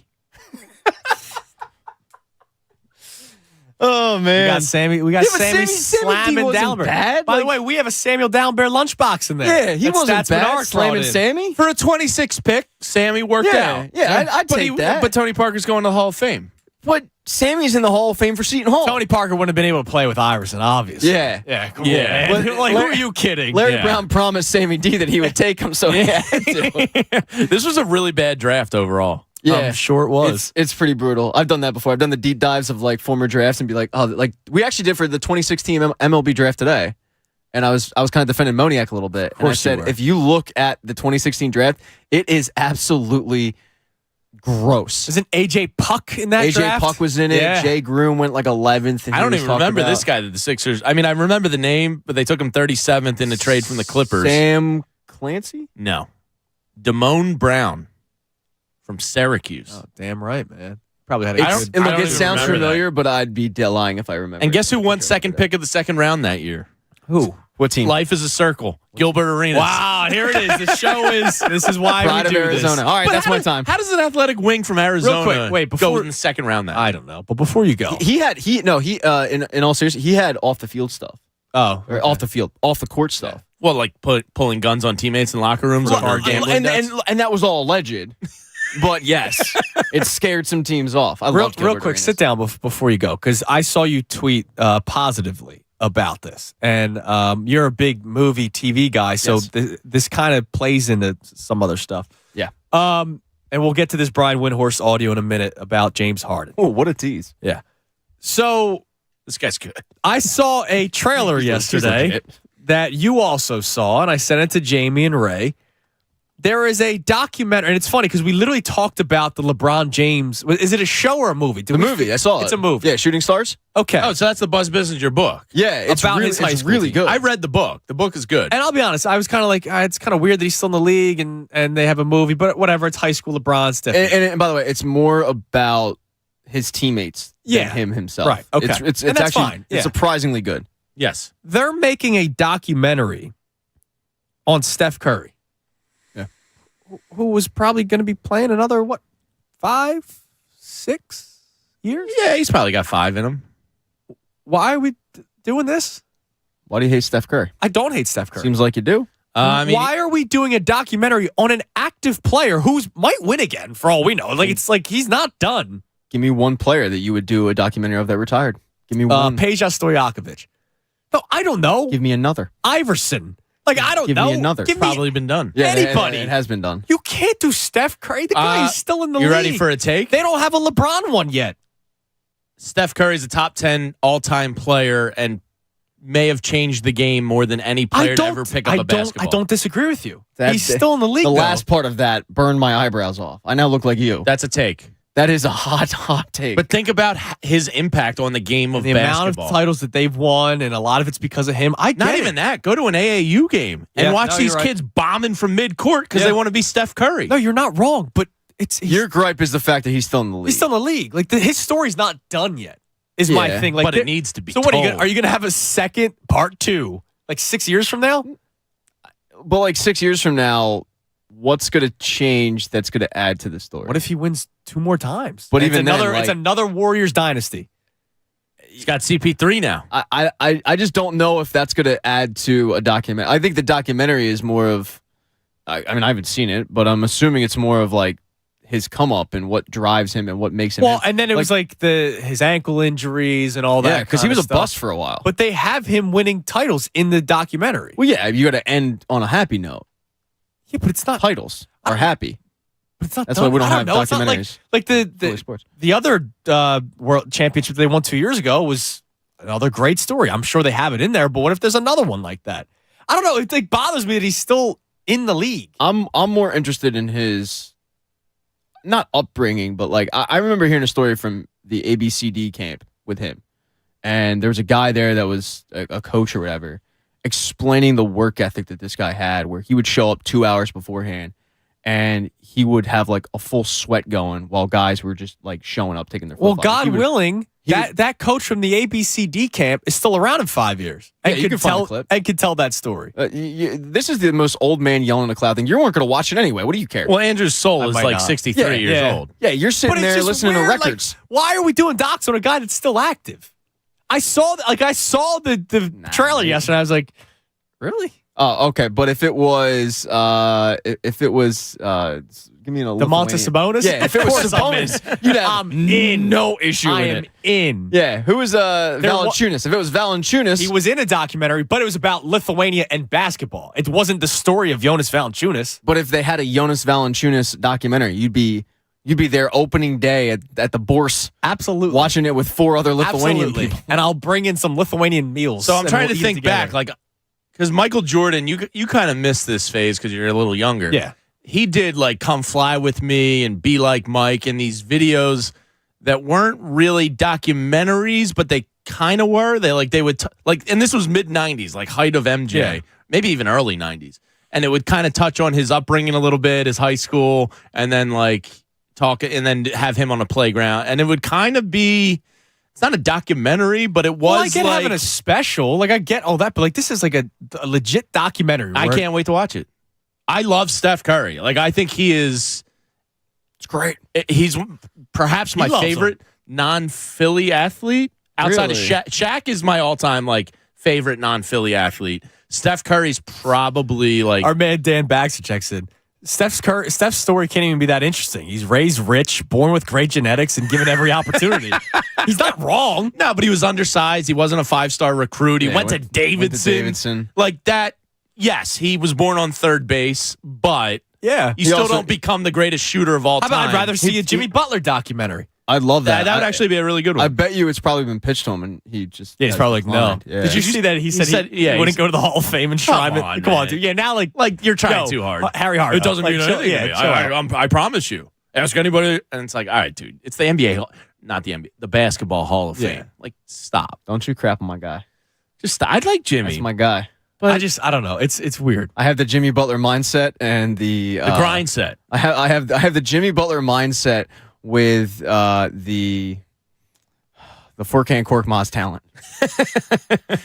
That's my biggest problem in my career. Yeah. Listen, love that Jimmy Butler mindset. Just don't wear yellow He still has 1 year left on his deal, Korkmaz. He's making 5.2. You still have a shot. Guys living the dream. It was a tough day for me when I looked at the Sixers cap situation, and there was like the player options that I wasn't aware of. Like I thought we were going to be done with a couple of these guys. Montrezl Harrell, thank God he turned that down. Thank God, right? Yeah. And Furkan, I was like, all right, he's done. I was like, no. 5.2 next year, baby. He's here. He's living the dream. He's here, man. We're all Furkied up. Are you ready for the Furkan this is the bust out year. Yeah, where he lights the rim on fire, dunks it. That might be his crowning. That and the Summer League game where he dropped like 42 points That in was 8 the minutes. day I was done with him. The lighting the rim on fire. I was like, this guy, like, who the hell is this? He had a dude? Batman mask Steph on too. Curry. He's gonna have a documentary soon. Yeah, he did. I bet you Turkey will do a documentary on him. What platform is the Steph coming out on? Apple. Do you know?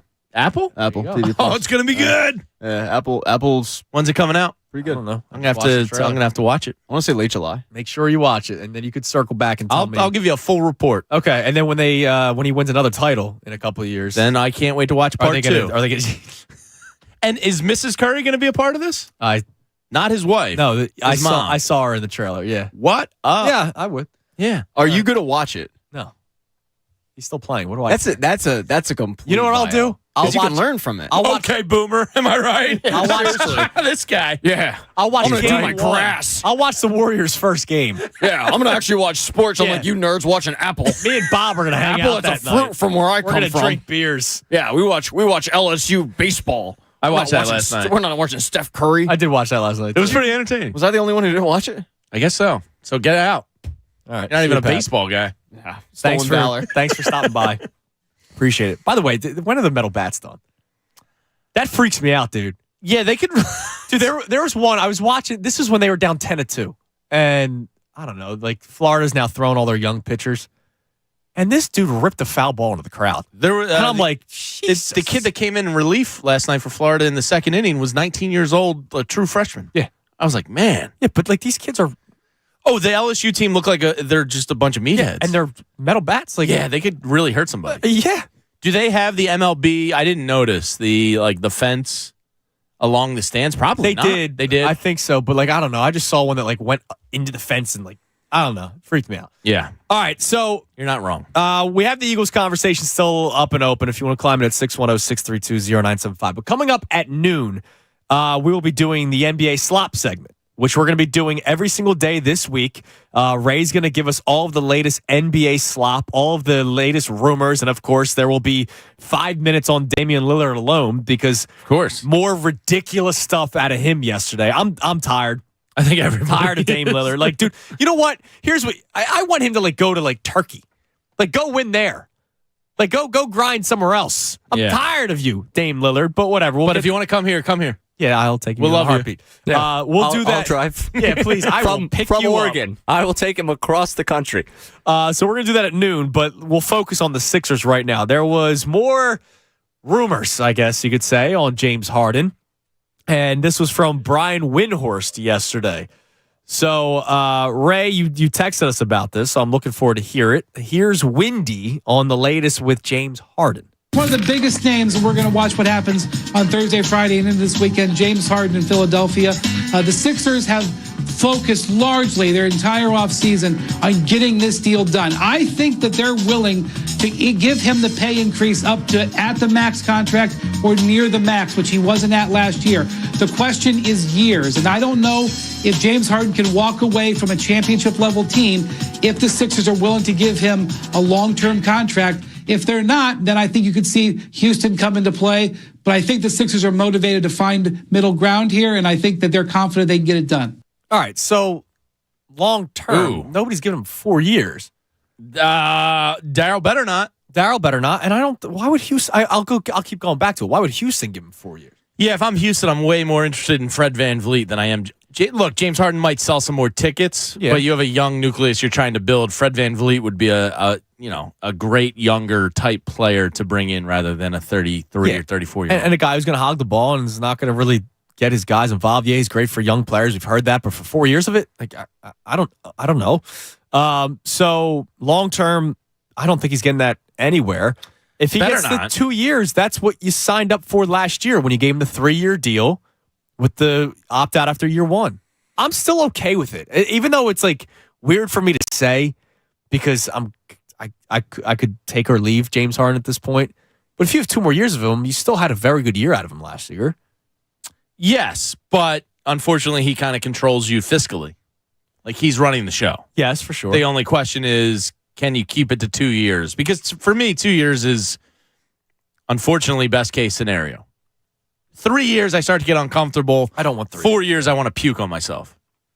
Yeah, 4 years would be awful. So what Wendy said is, if it's only 2 years, does Houston then view that as All right, well, let's get in the mix. There's not a lot to lose with a 2-year deal. Yeah, might as well go 2 years. It's kind of like baseball. Like, I believe there's no bad 1-year deals in baseball. Right. With the NBA, like 2 years, it's kind of like, all right. You can always trade him after year 1, expiring contract. Unless they have a player option for year 3 or something. A 2-year contract doesn't kill you because if it doesn't work out after 1 year. Well, the 2-year contract is what you signed up for. Yeah. Year 1 opt-out. And he still hasn't opted out. Right, exactly. So, he decided at the end of this week. You know, I think Mark Stein had a little snippet about if they can talk him into just opting into that. Which I would be okay with. That would be the dream. 1 year. And then you open up the money the following year. I would actually be okay with it. That would be that's the You dream. just got to move from Tobias Harris. Yeah, I still think you need change there. Because if you have James Harden and Joel Embiid, you're still contenders. And I know nobody wants to hear that because it was such a disappointing way to end the season. I get it. And I you think, are still contenders. And we'll examine Morey Day tomorrow, I think. And tomorrow we're going to deep dive into Daryl Morey. This cult of Morey, and does he deserve kind of the credit that he gets in this league? Yeah. Yeah, we'll see. I mean, this might be like his defining moment. Well, yeah, I mean, because if he leaves, the Sixers are kind of out of contention. If he stays, you're in it, but how long does he stay for? And if he stays and Morey doesn't come up with the solution to get this team to the next level, all of a sudden he's a false messiah. Yeah. Because, the Sixers, he was going to get another shot at some point, right? Remember with everything that was going on with the China tweet and all that kind of stuff. Yeah. Like that's why he was no longer in Houston. So the Sixers gave him another shot, and I thought it was the right move. Oh, absolutely. He was the best guy out there for the job. But I contracted my man Vince Pellegrini to come up with the negatives of Daryl Morey because Vince is much more passionate about it than me, and he thinks even small things like the DeAnthony Melton move. Yeah, I actually like that move. I'm not going to I do too, but he said the cap implications from it kind of screwed things up. Okay. And not selling picks this year. Like, well, that was a big one. He's very detailed with his Daryl Morey distrust. By the way, Sixers did sign a Lithuanian. Oh, did they? Yeah, it was the guy from Virginia, the forward that averaged 19 and 9. Oh, all right. But he's probably one of these guys that will be way too slow and not good enough in the NBA. What are you saying? All the Lithuanians are slow? A lot of them are, yeah. Except Domantas Sabonis. Like a lot of them are not really fleet of foot. You never saw Arvydas play, did you? I did because he came back. I was going to retired for 2 years. Then he came back. He had like a degenerative knees or something. I met him.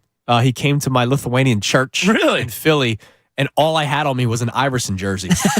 So I have a kids Allen Iverson jersey signed by Arvydas Sabonis. That is hilarious. Still hanging up in my closet. I still have it. I'm like, what am I going to do with it? Can you fit in it? No. Fat guy in a little coat. Bring it in. No, I don't want to. I can bring it in if I can find it. I know it's in the closet somewhere. I'll bring it in. That's pretty funny. He was talk about a passing big man. Well, and that's where Domantas gets. He was unbelievable. So Keith, it looks like, wants to talk Sixers, Nick Nurse, and James Harden. We'll get to him in a second. And that's the big one. I mean, we kind of touched on this yesterday. Can Nick Nurse change the way Harden plays? Can Nick Nurse change the way Joel Embiid plays?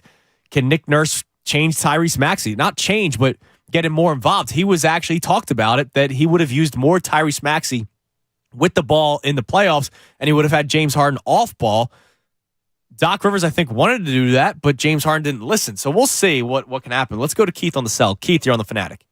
You stole my thunder a little bit because that's what I was going to say. I said, listen, the 76ers problems stem from Doc Rivers' inability to get James Harden to give up the basketball. You cannot in the NBA dribble the ball till 9 seconds left on the shot clock, then give it up for a bad shot or look for Joel Embiid to be open. He's not going to be open on every play. And when Tyrese Maxey handles the ball, they are a much better team. They move faster, the ball moves quicker, and I'm hoping that Nick Nurse is the guy that can do that. If he can, then James Harden is worth more to us than anybody else. He averaged 21 and 11 last year. Yeah, he had a very good season last year. I mean, that's a career year for most guys. It's kind of a ho-hum year for him. Yeah, I mean, it was because he's turning more into a point guard because he obviously can't be the same scorer that he used to be in Houston, even though we saw 2 games of it against the Celtics. Yeah. He's not that player, or maybe can't be that player every night. Maybe he can be it occasionally. No, he forgot how to score in the lane. I get that. But like you said, he's, 34? No, he's a legit point guard. He's a very good point guard. He's a top point guard in the league. I just think that you cannot have him. I like the idea of having him off the ball. I just do. I think Tyrese Maxey makes this team a more dangerous team. And you saw how Miami beat Boston. They moved the basketball. And it's part of why the Sacramento Kings had such a great year. De'Aaron Fox is one of the fastest players in the league, and they just go. And they go and they bomb.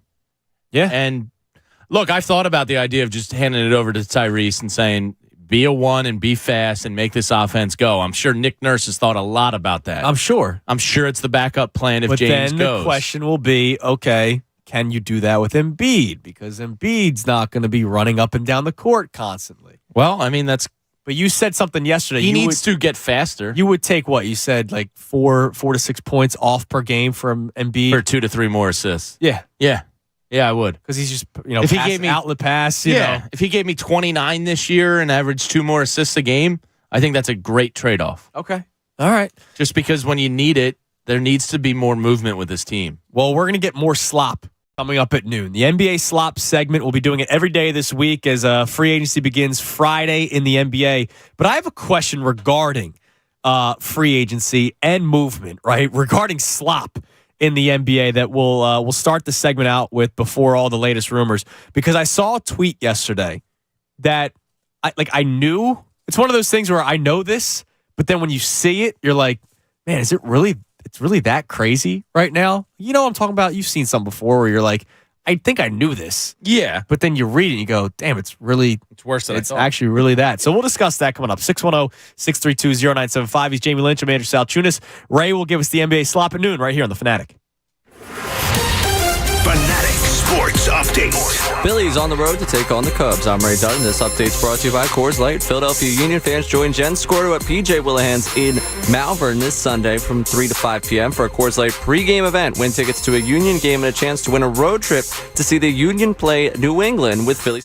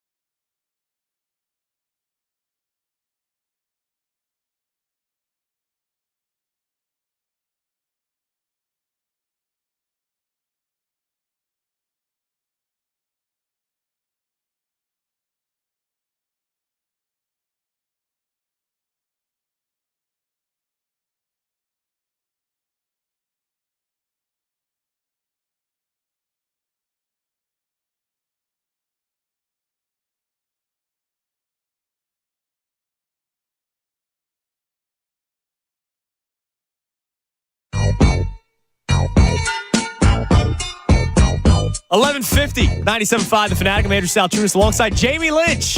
Hello. Jamie, you're here. I am here. I just wanted to remind the people, including Casey Boy from WMMR, of course. Always great to get good feedback from pros in the industry. And they are pros, for sure. Yeah. All of them are pros. So yes. It's nice that we saw Casey during the break just now. He's doing something, so they're coming up on a vacation, and Casey said he's starting 2 days early because he's doing a Grand Canyon whitewater rafting trip with his cousins and a couple boys. That's cool. That is a bucket list item.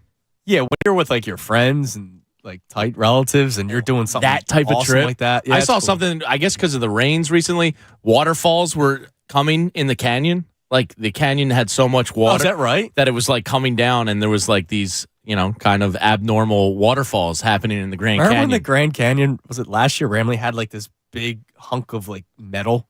No. You don't remember that? Like, No. people thought like aliens dropped it, but like some guy. Well, they probably did. No, I think some guy did. You believe in aliens? Definitely Absolutely. aliens. Absolutely. Dude, 1000%. I am all about it. Yeah. I told Anthony, I would like if they could guarantee me to be back and so I can like hang out with my son again, I'll go with him somewhere. Oh, the aliens? Yeah, like I'll hang out with them. I'll be the guy. Yeah, dude, I would What if they wanted to probe you? No, I'd be peacemaker. Like that would be my deal. Like, yo, what's up? We're all family. Did you here. see the footage recently from Nevada of the green orb? Yeah. Oh, dude, I haven't missed a thing. It's dude, they're here. Yeah. No, they're here, dude. Yeah. I might be one. Who's most likely alien in here? At the station? Pat Egan? Yeah, I could see Egan. John Kincaid. Yeah, I could definitely see alien. Uh-huh. And I mean that in a respectful way. I could see John being an alien. Yeah. Respectful Stephen A. way or respectful? No, respectful. He's very organized, and so maybe he wants to be like, I'm human. Uh-huh. You know, I'm Well, Pat Egan's shadiness, like, what's he hiding? You know what I mean? I think they'd want it to be less obvious. Yeah, that's why I could see John. I'm gonna stick with Egan. Okay, all right. Who's your most likely alien? 610-632. But yeah, I believe in it. They're out there, dude. Yeah, definitely. We're not the only people on this. No, it'd be selfish of us to believe. Come on, man. We're a speck of sand in a. Do you ever think about space and just like get lost in it, dude? I have a buddy that says he stays up at night, like getting lost in thoughts about space and the universe. Interstellar changed my life watching that movie. That was, I was like, whoa. All right, like let me deep dive into this. Yeah, and I'm man. sure you were under no influence watching Interstellar. Absolutely was, and then watched it sober and was like, whoa, it's still as cool as I thought it was last night. We got the NBA slop segment coming up in 7 minutes, where Ray will give us all of the latest slop around the NBA, all the latest rumors, and of course, Damian Lillard will be brought up. But I want to ask you something, Jamie. Full disclosure, I love the movement in the NBA. So do I. Because I think it's you're always on your feet, you're always on your toes. It's kind of killed the dynasty. Which does suck for you as a fan of a team. Like, I would like the Sixers to be a dynasty. Unless you're Golden State and have owners that just continue to pay. And that's why Steph Curry's getting a documentary, apparently, which is ridiculous. My buddy Gabe DM'd me and said he's the executive producer of the series. Oh, well, that's cool. So that's why I think he's like LeBron started one of these production companies. Okay. So. All right, well, maybe I'll watch. But, so I saw a tweet from an account called Automatic NBA. I don't know that one. Nah, it just popped up. And it has 13.6 thousand likes, Jamie, and I'm one of them because I needed it for the show. Yeah, I like stuff all the time. And they tweeted out, I honestly can't believe how different the NBA was just 5 years ago, man. It all feels like a lifetime ago. And it's like you look at the faces, and it's the stars. LeBron, 5 years ago, Cavs, now at the Lakers. Yeah. James Harden, 5 years ago, Rockets, now at the Sixers. And remember, also went to the Nets before that. Kevin Durant, Warriors, now at the Suns with the Nets previously. Anthony Davis, Pelicans to Lakers. Kawhi Leonard, Spurs to Clippers. And remember, there was the Raptors in between that. Russell Westbrook, OKC, most recently with the Clippers, but was with the Lakers and the Wizards. He's bounced around. He's been all over. And this is Russell Westbrook, MVP Russell Westbrook. This was averaging a triple-double. I still think is like the most overrated player ever, but that's I did fine. love watching him, though. He's fun to watch. Yeah, I'll give you that, but he's never going to win. No, he's never going to win. You can't win with him. Chris Paul, 5 years ago, was with Houston. now with the Warriors, and has also bounced around. Kyrie Irving, Celtics, now Mavericks. Now maybe Miami. Maybe Miami. Yeah, exactly. Maybe Dallas again. Who knows? Jimmy Butler, T-Wolves, now Heat, Sixers in between that. Paul George, Thunder. Paul George now at the Clippers. Now, apparently, I don't know if this makes the slop report today or not, but Paul George, I've seen a couple tweets saying he could be made available in the right situation. They should end it. It's a disaster. They should have been really good. Yeah.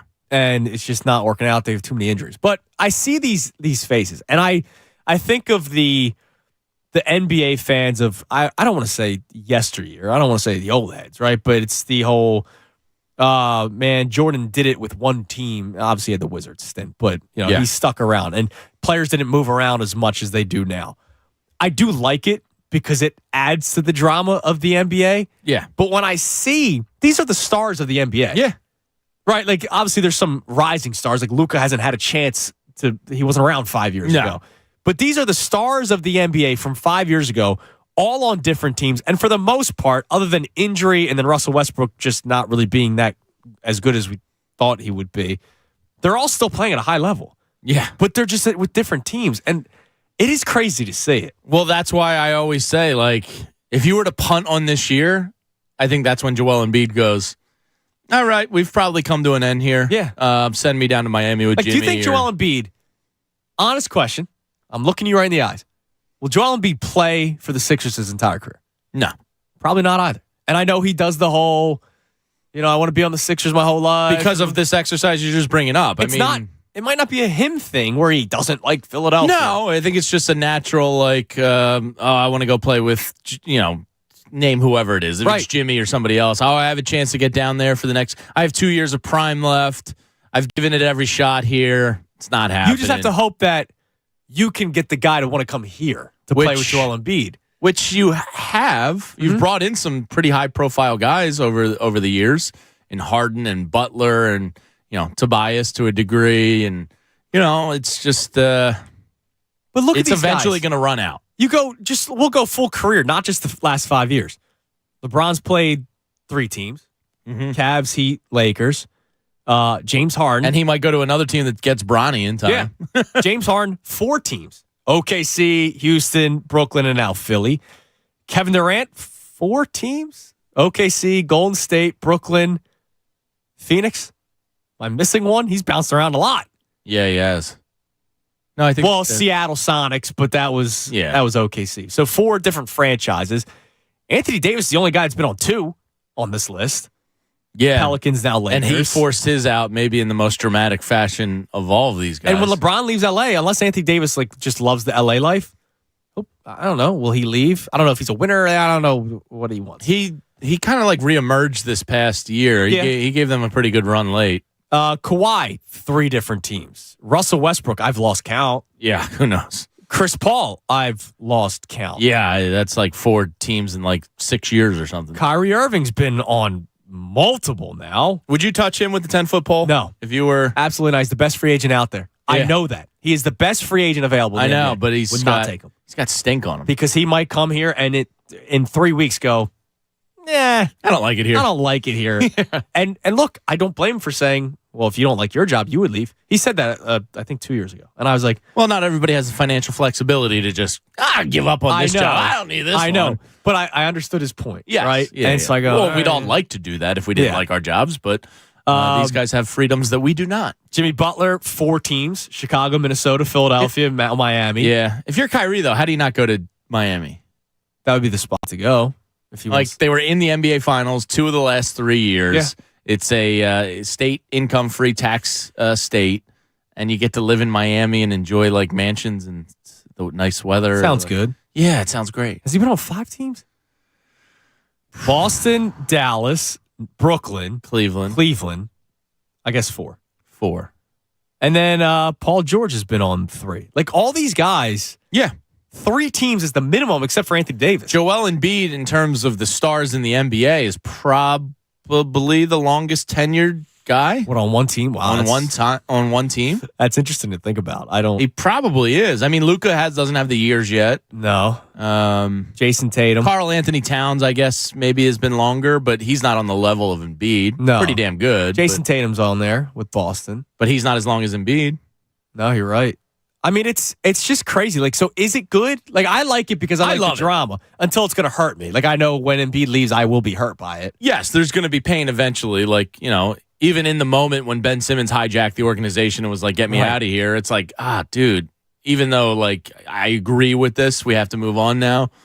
It's still like, yeah. Because you're never going to, you rarely ever win a trade or a resolution with a star player. Right. When you move on from them. And it's crazy. Like, these guys they're trying to hang on. Like Iverson with the Pistons and the Grizzlies. So Iverson played on 4 franchises. No, these are the faces of the league. LeBron James has played for 3 different teams now. Yeah. In what, 5 or 6 years? Yeah. Kevin Durant has played for 4 teams. Yeah. 4 franchises. And the worst part is these guys play, like LeBron and Durant play GM too. Yeah. So the organization basically says, here's the keys. Yeah. Take them and do what you want. And then they fail and they go, this sucks. Let's just leave this rubble Phoenix behind. wants me. Yeah. Like, they'll trade everything away from me. I like the desert. It's just, I don't know. I love it, but at the same time, I go, damn. But I also think it's why the NBA offseason is so wild. It's why we're doing NBA slop in a minute. It's because doing it right now. Zaire. There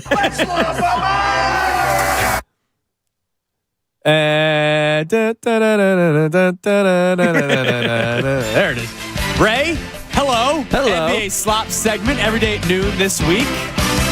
So this is greatest sports music ever. By the way. This is the best. Did you ever hear the story of how he came up with it? John Tesh, that is. No. He was on tour in Europe. And he said, I seen the video of him playing the piano going nuts. And he came up with it. He couldn't sleep one night. It was like 2 or 3 in the morning. He was in Europe, and it came to him. So he called his home answering machine and hummed the tune so he wouldn't forget. Wow. And he left a message for himself on his home answering that's machine. That's awesome. So John Tesh. I know. I like the SNL version of them coming up with the song better. But. That was Tim Robinson, wasn't That it? was Tim Robinson. Yeah. All goes back to Tim Robinson. Yeah. All right. So we had a big slop drop in the last hour or so. Jake is Fisher. that right? Yeah, Jake Fisher gave us a ton. But I want to start because this is the Dame segment, basically. Probably because Jake knows we like him extra sloppy here. Yeah, exactly. He was like, they got to have it by noon. Let's make sure Ray can write down all the notes before then. So we got plenty of Dame yesterday. Chris Haynes saying that Damian Lillard doesn't want to play for a stacked team. He doesn't want to be on a team where it's just 3 all-stars or 3 superstars. He just wants a team that has a shot. I'm sick of it. I'm so sick of it. Like, okay. He wants credit for the championship. Is how I interpreted that. He doesn't want to be, he doesn't want to be Kevin Durant. Yes, basically. He sees the amount of crap that guy gets on social media that he doesn't want to be him. Do you think that's because he's so online and he sees the way Durant is that he's very online. I don't want that for me. But it bothers me because I remember I saw something a couple weeks ago and somebody tweeted out, like it was like a big Blazers fan, and she was like, I hate how many people want to trade Dame Lillard and start over. So he name searches. She didn't tag him. He name searches. He saw the tweet and was like, all right, well, if you want me out of here, start a petition. So now he's like playing toward the fans. Did you start the petition? No. Welcome to Miami. Yeah, I don't know. But yeah, dude, it's enough's enough, dude. It's either you want to win or you don't, because let's face it, that is the way you win in the NBA. And if I'm Portland at this point, I'm rebuilding. No, I think they want him, dude. I understand, but it's Scoot's team now. You know what I mean? It's Scoot and Dame. Yeah, but how old is Dame? Simmons. 33? But Anthony Simmons could be one of those good stat guys on a bad team. If he goes to a good team, he kind of disappears. 32, and he'll be turning 33 next month. Yeah, that's kind of at the point now where it's if I'm Portland, I'm like, all right. Still playing at a high level, man. I know, but it's not he stinks. No, not at all. But do I want to keep going through this? I could probably get a haul for Dame Lillard at this point. Absolutely. Because you have desperate teams out there. He averaged 32 a game last year. Yeah, he's a beast. He's been my ideal Embiid pairing. Oh, he'd be perfect. This entire time. I just wish he saw that. Well, he's seen that he's not requesting a trade. This is Winor saying he's going to wait around and see what Portland does in free agency. And then this was from The Athletic. Yeah, is this the three-team or the big three? Yeah. Yes. Listen to this big three he wants, reportedly. To give him a shot. So this is from The Athletic. To re-sign Jeremy Grant and sign Draymond Green. That's your big three. That's not winning anything. No, but that's what he wants. That's his dream scenario, per Sam Amick. Hey, don't set your expectations too high in life, all right? Don't set the bar too high. Well, Draymond was just in the south of France with LeBron. Do the Lakers have interest in Draymond, or are they just? Oh, they're I know they're boys. They're buddies, yeah. It's funny you say that. Because in our slop drop, we got some Draymond Green discussion. Oh, is that right? Yes. So Jake Fisher, all of this is from the Jake Fisher story. Everything we run down here from this point on, credit to Jake Fisher. He's giving us the slop. Yeah, he is. A lot. I mean, this is a massive article here. We got a pair of guys that look to be going back, even though they opted out of their deals. That'd be Draymond Green, expected back to Golden State. That's what I figured. That's what it looks like early on. Chris Middleton, on top of that, despite talk of Sacramento, Jake Fisher is saying he looks like he's going to go back to Milwaukee. I thought that would also be the case because here's why. Unless he's one of these, I don't want to be like overshadowed by Giannis my whole entire career, guys. Which would be dumb. He still has a chance. Like, Milwaukee can win a title this year. Yeah, absolutely. So that would be very smart. And by the way, Giannis gets him open looks constantly. Like, his numbers would probably go down if he went elsewhere. Absolutely. Talking with Houston, because, of course, the eyes all on James Harden here, Houston being a big part of that. Conversations turning towards Fred VanVleet and turning towards Dylan Brooks as the Rockets' targets with the $61 million they have. Short-term deals where they go after the two of those guys. All right, let me ask you, because you asked me, Kyrie, 10-foot pole, Dylan Brooks? I don't know. The fact that Memphis so emphatically came out and was like, nah, we're not bringing you back.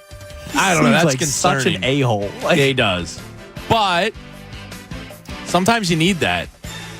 Like Marcus Smart is kind of that for them, only he's more of a leader on the team. He's not like, oh, LeBron, I only respect people. I mean, that was ridiculous. Like, all right, so Ray was all hot and bothered about Tobias's dad. Yeah. Right, his dad calling him the assassin scorer. Here's Dylan Brooks walking around going, I don't respect anybody until they drop 40 on me. So you don't respect LeBron James? Like, how stupid can you be? I was also hot and bothered about Dylan Brooks as well. So I want to be very clear about that. Yeah, and it really worked out. But no, I wouldn't really have any desire to bring Dylan Brooks into my team. No. Hell no. All right. The Rockets also rumored if that doesn't work out, Austin Reeves is a potential as they still try and figure out where he's going LA-wise. Some other names that come up here in terms of just moving around the league. Kristaps Porzingis obviously going to Boston. That leaves Grant Williams' future a little bit in question with the Celtics. Another piece of that trade, Gallinari, they're expected to be bought out. Norman Powell from the Clippers expected to be available. The Wizards trying to shop Monte Morris and DeLon Wright, but they're looking for draft capital. I know we all love talking about the backup point guard, but they're looking for draft compensation in there. The Sixers don't have that. No. And then one that's very close to Chunas' heart, the Spurs may be targeting Valanciunas. Listen, man, big man to help Vic. What's Wemby actually going to play? I know he's kind of positionless. I think he's Durant. So is he a he's three? kind of out there. Or is he a four? No, I guess four, like on the... Yeah, like who's he guarding? But he's not the big man. Like Valanciunas is there for the muscle. Yeah, so who's Wemby going to guard? Is he just going to be a rim protector? Four, whoever the four is. Yeah, it's weird to see a 7-foot guy guarding like the perimeter. Well, that's what Durant does. Yeah, but 7'5" and Durant are two different things. Like this guy's a freak. Yeah, he's a freak. He made Tim Duncan and David Robinson look tiny. Yeah, he's I can't wait to watch Spurs game. What's that mythical creature that's like really tall and lanky, and if you look at him, you die? You know what I'm talking about? He's faceless.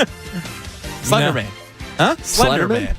What's that from? Is that a scary movie? What's that, a video game? Video game. The computer game, right? Yeah, it freaked me out. Yeah. Oh, that was fun. That was like get your buddies together late at night, play Slenderman. They made a movie out of it. Yeah. He's like a mythical Was it a creature. movie? I think it's like a indie movie that probably got a 20% rating. All right, man. Yeah, dude, I'll deep watch dive that before I Slenderman. watch the Steph Curry. Yeah, damn right. Dude, play the Slenderman game when you're bored. Freaks you out, but you have to play it in the dark. I don't think I'm going to do that. Please. Do Come it. on. You won't. The same day this Curry documentary comes out, I'll watch it. You play Slenderman. All right. Norman Powell I'd be interested in. I don't know how much he's going to want. Yeah, they don't have... I mean, if Harden goes to Houston or wherever, they only have 12.2. Maybe Norman Powell... I think he'd probably get a little bit more than that. He'd probably get more. Yeah. So that's why, like, every conversation goes back to Harden. Oh man, Harden is the easiest option for them. Yeah, because you're really left with nothing if not. And your salary cap is kind of already based off of it because you signed him to a 3-year deal with that opt out after year 1. Yeah. So he has until Thursday. As we were doing the stop, the Sixers came up on here, get up, and it says he has until Thursday to opt out of his $35.9 million player option. Okay. So that's the dream. Just opt into that. So one more year. We'll find out Thursday. Because if he comes tomorrow, like if I'm Daryl and I'm trying to push him on opting in, I go, dude, run it back one more year. You'll still probably be up there in league leaders in assists. You'll still probably average 20 a game. Then you can get the bag.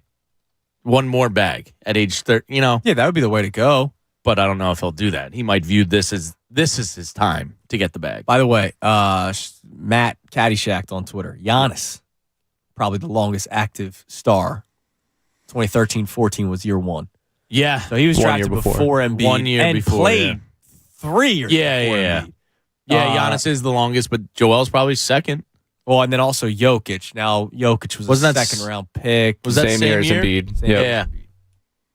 Yeah, those are the 3 that are staying strong, and then Tatum's right behind. I do, like, it sucks to say it, but if I were to guess right now, Embiid's not finishing his career at the Sixers. No, I'd say he's got, and this is complete, just guess, 3 years max, 2 left here. Unless it's going well. Unless they, get out of the second round. Right, that's the big thing. Like, if they're winning, like, he's not going to go And anywhere. the subject before Harden that Legler and some of these guys were talking about is Joel Embiid, will he ask out? It's funny that we were just talking about it and then he get up, was running with it. Well, they love that. Yeah, they do. Well, apparently he's going to the Knicks if you listen to ESPN. They want, Every show. Yeah. Literally every show They yesterday. want us to hate our lives, dude. Like, they want it so bad. Yeah. Right. It's just jealousy. Well, that's the NBA Slop segment. We'll be doing it again tomorrow at noon. So thank you, Ray. Great job as always. You can climb in at 610-632-0975. We'll continue the conversation. We'll reset some things. Obviously, we opened the show with the Eagles. We'll get back to that. We'll play the Colin Cowherd audio. And I really do want to ask you about this NBA movement. I saw the tweet yesterday from an account about like some of the stars, like the big names in the NBA, and the jerseys they were wearing 5 years ago and where they're at now. And they've all moved. And a lot of these guys have moved twice since just 5 years ago. And the stars in the NBA have played for 4 or 5 franchises already in their careers. And I wonder, is that, like, do you like that? I do, because I love the drama. I love the movement. But I know a lot of people have a problem with it. So let us know what you think at 610-632-0975. And we'll discuss that. We also have a conversation on Wawa. Be ready for that one. Right? Oh, hey now. Damn right. Andrew Salchunas here. If you need a new roof, trust me. Just call New Look Home Design. All right, don't even think twice about it. That's all I'll say. Don't even think twice. They've been in business for over 20 years, and they've served over 40,000 customers. Right now, you can get free gutters with a purchase of a roof replacement, plus 50% off all roofing materials. So you're going to go with a company that you know has done a lot of great work over their 20 years of business, okay? You're also going to be paying half of what you're going to be owing probably anywhere else.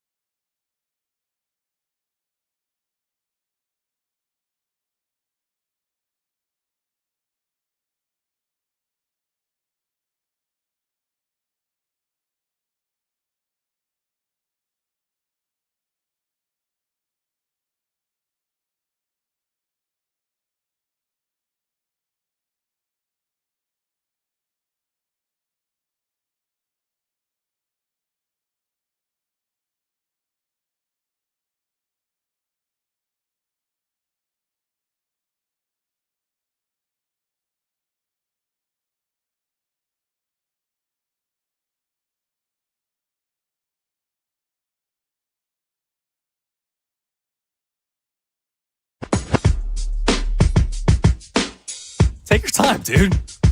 God. The music's been playing for 3 seconds, and Jamie, I'm not back yet. Well, I was over in sales talking to Gina, and I couldn't really hear the station that well, so I just kind of started running. You're good, man. Take your time. So, it's great 40 time, though. Yeah, in clogs, no less. Oh, that's...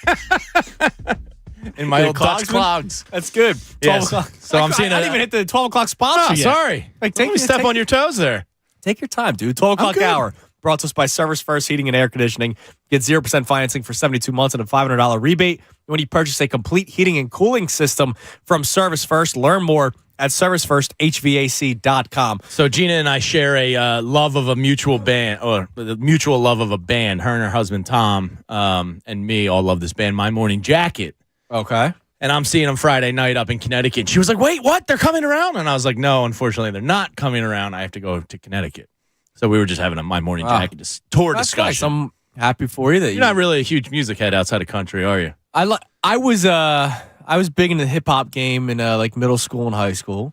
Who was all the rage? I was a big Lil Wayne guy. Oh yeah, like Eminem, I guess, was still raging. Yeah, I could do Eminem. I like Drake. It was nice, like in college, nice and relaxing. Never got into Drake.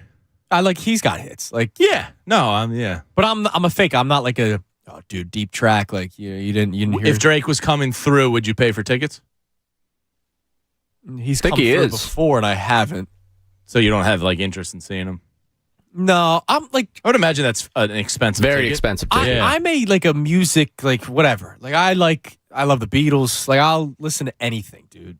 The only guy I don't really get, and I've had this conversation before, is I don't really get Springsteen, but I do want to see him. I saw him once because I felt like I wanted to. I want to see him. Yeah, I'm with you. I like some songs. Don't know. Respect the greatness. Yeah. Before somebody freaks out, there's a guy that emailed me all pissed off once. Oh, he was so angry. He let his email was like, I probably shouldn't even write in this email because you're one of these millennials that probably don't even listen. And I'm like, no, I just said he's not my cup of tea. Like that's all I said, but I understand his greatness. Be careful. Like, be very careful with those people. Like you're a big Deadhead. Yeah. I respect them more for what they did for Lithuania in 1992. They were huge for Lithuania. But like I'm not really like rocking out to the Grateful Dead. Yeah. I don't really like Jimmy Buffett. I would love to go to a Buffett concert. I've been to a couple of those. My dad was a Parrot head, so we always did family outings to Buffett. I would do that, even though I like some of his songs. I was in Margaritaville. I mean, give me a margarita, put me on the beach, throw on some Jimmy Buffett. I'm in a happy place. So I'm not like Zach Brown band's my favorite band, but I don't have I every time they're on, I have to listen to. Like I'll listen to anything. Yeah. I flip around on the stations. Just kidding. I listen to 97.5 The Fanatic all the time. The only other ones I listen to the Fanatic app are the sister stations here at Beasley Media Group. So we have, speaking of Gina, because Gina sent this over to us, it's a special day coming up. Wawa Hoagie Day, dude. Yeah. We got Wawa Hoagie Day. Wawa Welcome America time. Wawa Hoagie Day kicks off tomorrow at noon. They'll be building a 7-ton. A 7-ton hoagie. It's a lot of lunch meat. That's 25,000 shorties. The hoagies will be served to the public on Arch Street between 5th and 6th Street starting at noon in front of the National Constitution Center. So check it out. Free hoagie. It's awesome. And you also enjoy it's good for the kids. Free admission all day to the National Constitution Center from 9:30 to 5. That's awesome. Courtesy of Wawa in honor of Hoagie Day and our everyday heroes. On July 4th, of course, don't miss the parade and free concert on the Parkway starting at 7 o'clock featuring Ludacris and Demi Lovato. I've gone to a couple of those July 4th festivities when I was a student at Temple. The free fireworks will follow the concert. They begin at 9:45, about a 15-minute fireworks show. And to celebrate, Wawa dropped off some hoagies earlier today. Bet your ass they did. And some pretzels, which are delicious. I had a soft pretzel and I had an Italian shorty. See, that's a great combo, which I want to ask. And Ray will get you involved in this as well. Your go-to Wawa, like if you're going to Wawa, now I go multiple times. Like I'll go for breakfast and I'll go. I'm a Sizzly king. Yeah. I love a Sizzly. I go with the. What's your go-to Sizzly? I go with the bacon croissant one. Croissant is strong. Have you tried the waffle? I have. It's not my cup of tea. Yeah, it's not an everyday Sizzly. It's like a once in a while. Like I can eat the croissant, the bacon, egg, and cheese croissant every day if I could. So if I'm feeling really hungry, I go sausage, egg, and cheese on the biscuit because the biscuit's got the girth to it. It kind of sits in your stomach a little bit. more like everyday common sizzly is the pork roll, egg and cheese. Okay. So I'm a pork roll sucker. And I usually get the chopped up apples as a little side with the peanut butter. Oh yeah, that's a good item. I like that. But if I was going standard hoagie order at Wawa, it's the honey smoked turkey, a little bit of mayo, a little bit of vinegar, lettuce, tomato, onion, hot and sweet pepper, grated oregano, grated parm, and oregano. That's awesome that you were just. But I will say, I think the thing Wawa does best, don't sleep on their turkey clubs. Okay. They do a great club sandwich. Dude, they do great everything. Yes, I know. But like when you find your lanes and then you find, the bowls are great, but the club sandwiches, sneaky good at Wawa. I had once a breakfast quesadilla, and it was like a buffalo breakfast quesadilla, and it was just freaking awesome. Yeah. So I love that. But my go-to order is a chicken salad hoagie from there. Man. Really? I used to do the tuna salad a good amount. It's thick, man. It's like you're getting hooked up. I do the American cheese. I do the banana peppers, lettuce, tomato, onion. And so, I know my order too. And I always get the, right near the counter, they have the stuff under the lamps, the heat lamps, you know what I'm talking about? I get the cheese pretzel, the stuffed cheese pretzel. Those are nice. Dude. So good. They're delicious. So that's my go-to lunch order. I still have not tried like the dinner stuff yet. Neither have I. I recently found out that they have a spicy chicken sandwich, and there's a Wawa right near my house. So that might happen soon. There's a Wawa right by everybody's house. Yeah, that's true. But it's They're literally everywhere. it's right. It's right there. I can walk to one. I do frequently. So those are the go-to. Now, Ray, your go-to Wawa order. So I am very much a simpleton on the Italian hoagie, where I go lettuce, onion, sweet peppers. I go oil, vinegar, and that's like the one go-to. The other one that's a little different, the roasted veggies quesadilla, where I get a little man. cheddar, I think pepper jack, and then roll with all the peppers, onions, all the good things. That thing is nice. That thing's got me through a lot of good mornings. That's great. Now I will tell you one other thing I recently tried. So we got back from the trip, and I wanted Wawa. There's a Wawa right near my, like you said, everybody's house. There's one right near my parents' house in Brigantine. There's two actually. And so I was like, you know what? I just need something quick and easy because we had to go quickly see Coop before we went to sleep. And so I got one of the wraps that are pre-made. I got I do the chicken Caesar. I do the Chipotle one. It's delicious. But I also got a mac and cheese. Mac and cheese wrap? No, I got the mac and cheese. I was like, whoa. They have Talk since to me. changed the mac and cheese game. It's not just it's not just mac and cheese anymore. You can't just get the original. You can add varieties to it now? I had aioli mac and cheese. What? And they just pour aioli sauce on top, and then you just mix it in. Dude. I crushed it. Yeah. Man. They also, you could do buffalo. You could do all kinds of stuff now. So now the mac and cheese game has changed as well. It's a whole new world. So Wawa, celebrate, Wawa Hoagie Fest. Of course, it's Schwarber too. It is Schwarber. Just need him to hit for more average at some point. Well, I just need him to not bat leadoff. Yes. If he's batting fourth, I don't think I have a single complaint about him. All right, so let's do that. I was going to save it for a little bit later, the Phillies conversation. We can reset the Sixers and Eagles at some point during the show. So I obviously checked out. I admitted to it yesterday. When I was away for 5 days, my phone was off. I'm jealous that you can do that. I disappeared. I didn't put a TV on. I didn't do anything. A couple of my friends would tell me, hey, they won, they lost, blah, blah, blah. But I knew nothing about it. The only game I got a lot of info on was the Braves game where it went to extras. Oh, yeah, I was there. Right behind the Phillies dugout. That was fun. It was a great Nola start. I believe it was Nola Elder, if I'm not mistaken. Pitchers duel, the whole game. Nola was great. And then you get to the extra innings, and the Braves did have a 1-0 lead. And it was funny watching with my wife. She was like, wait, how did he get to third already? Because the second guy grounded out, and he was on third, and I was like, oh, extra innings. Extra innings start on second. And then, a couple old heads behind me and my wife and I all started talking about, it's worn out, it's welcome. I'm done with the runner on second. Like, if you want to institute it in, like, the 13th or 14th inning. Oh, so you don't want the 10th inning to happen? No. It feels so lame. I'm kind of cool with it in the regular season. But, like... I don't like it, but, like, at least it's lame. Up. But you already sped up the game with the clock, so... Yeah, exactly. You might as well just go back to not having runner on second because you have the pitch clock. So I'm with you. And so he hits this routine kind of line drive-ish looping ball to Schwarber, and he kind of dives for it when he didn't really need to dive for it, and he botches it, and it blows up, and the game's over. And this is like the conundrum with Schwarber for me. After the game, he's the leader. And he says, I screwed that one up. I lost the game for my team, blah, blah, blah. He falls on the sword and takes all the blame. And then he's out at Reese Hoskins' event at Yards Brewing that night. Which is awesome. For Muscular Dystrophy Foundation. And it's awesome. He bids like $12,000. He's so likable. And I think if he's not batting leadoff, I'm not bitching and moaning. But I don't understand this at all. The Phillies' biggest problem to me right now is they lack home run power. Yes. Bryce Harper's power is not going to return this year. No, it's not. If he gets you 17 or 18 home runs, I think that's a success. Yes. Because if you go look at Shohei Ohtani, the year he DH'd when he was returning from it, he only hit 18 home runs. Mm-hmm. So there's clearly something here with the Tommy John surgery and power. Coming back that early, too. Yeah. He came back earliest ever, right? He's a warrior, and I have a hard time even complaining about Harper's lack of power because of how early he came back. So they need pop in a bad way. Yeah, and it doesn't help that your corner, when Alec Boehm is playing, he's still not driving the ball. He hits for average. His power is probably not going to come.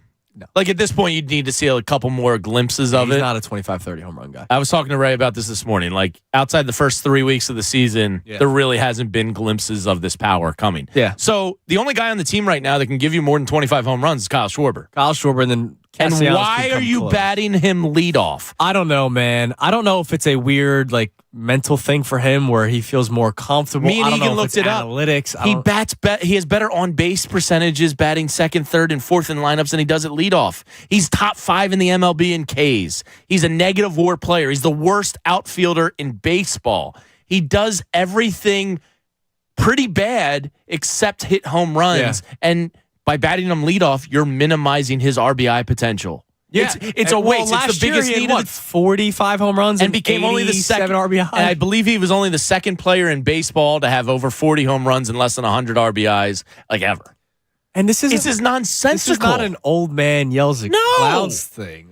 And the other thing, why would you not want speed on the base pass? Right. And Castellanos, the one thing offensively, because I did a deep dive Saturday of all their offensive numbers and kind of where they stack in the league. They were 7th in MLB in doubles. Mm-hmm. Castellanos turned back into a doubles machine. Yeah, he's back. If you put him second, is Kyle Schwarber scoring from first base on a Castellanos double? No. Is Trey Turner? No, Schwarber hit that triple a few days ago where Real Muto got the inside the park home run. Yeah. And he barely got in a third. And, Rob Thompson and people that defend Schwarber in the leadoff thing will say, well, when he hits a home run, it changes the game. It gets the pitcher on edge. Mm-hmm. Oh, okay, he's 5 times more likely to strike out to start a game than he is to hit a home run. Yeah, and then so what does that do for the pitcher? I don't like the. I don't want to be disrespectful, but it's kind of elemental to look at it this way. He hit that home run the other day in the 10th inning, and if he was batting 5th, he might bat in the 11th inning. I don't know. That's not a good reason to justify it. If you bat first, you have the most opportunities to hit out of anybody else in the. But what's the difference between first and third and at bats over the course of a year? Maybe 25, sure, something like that. Yeah, minimal. So that's 25 more chances to hit a home run.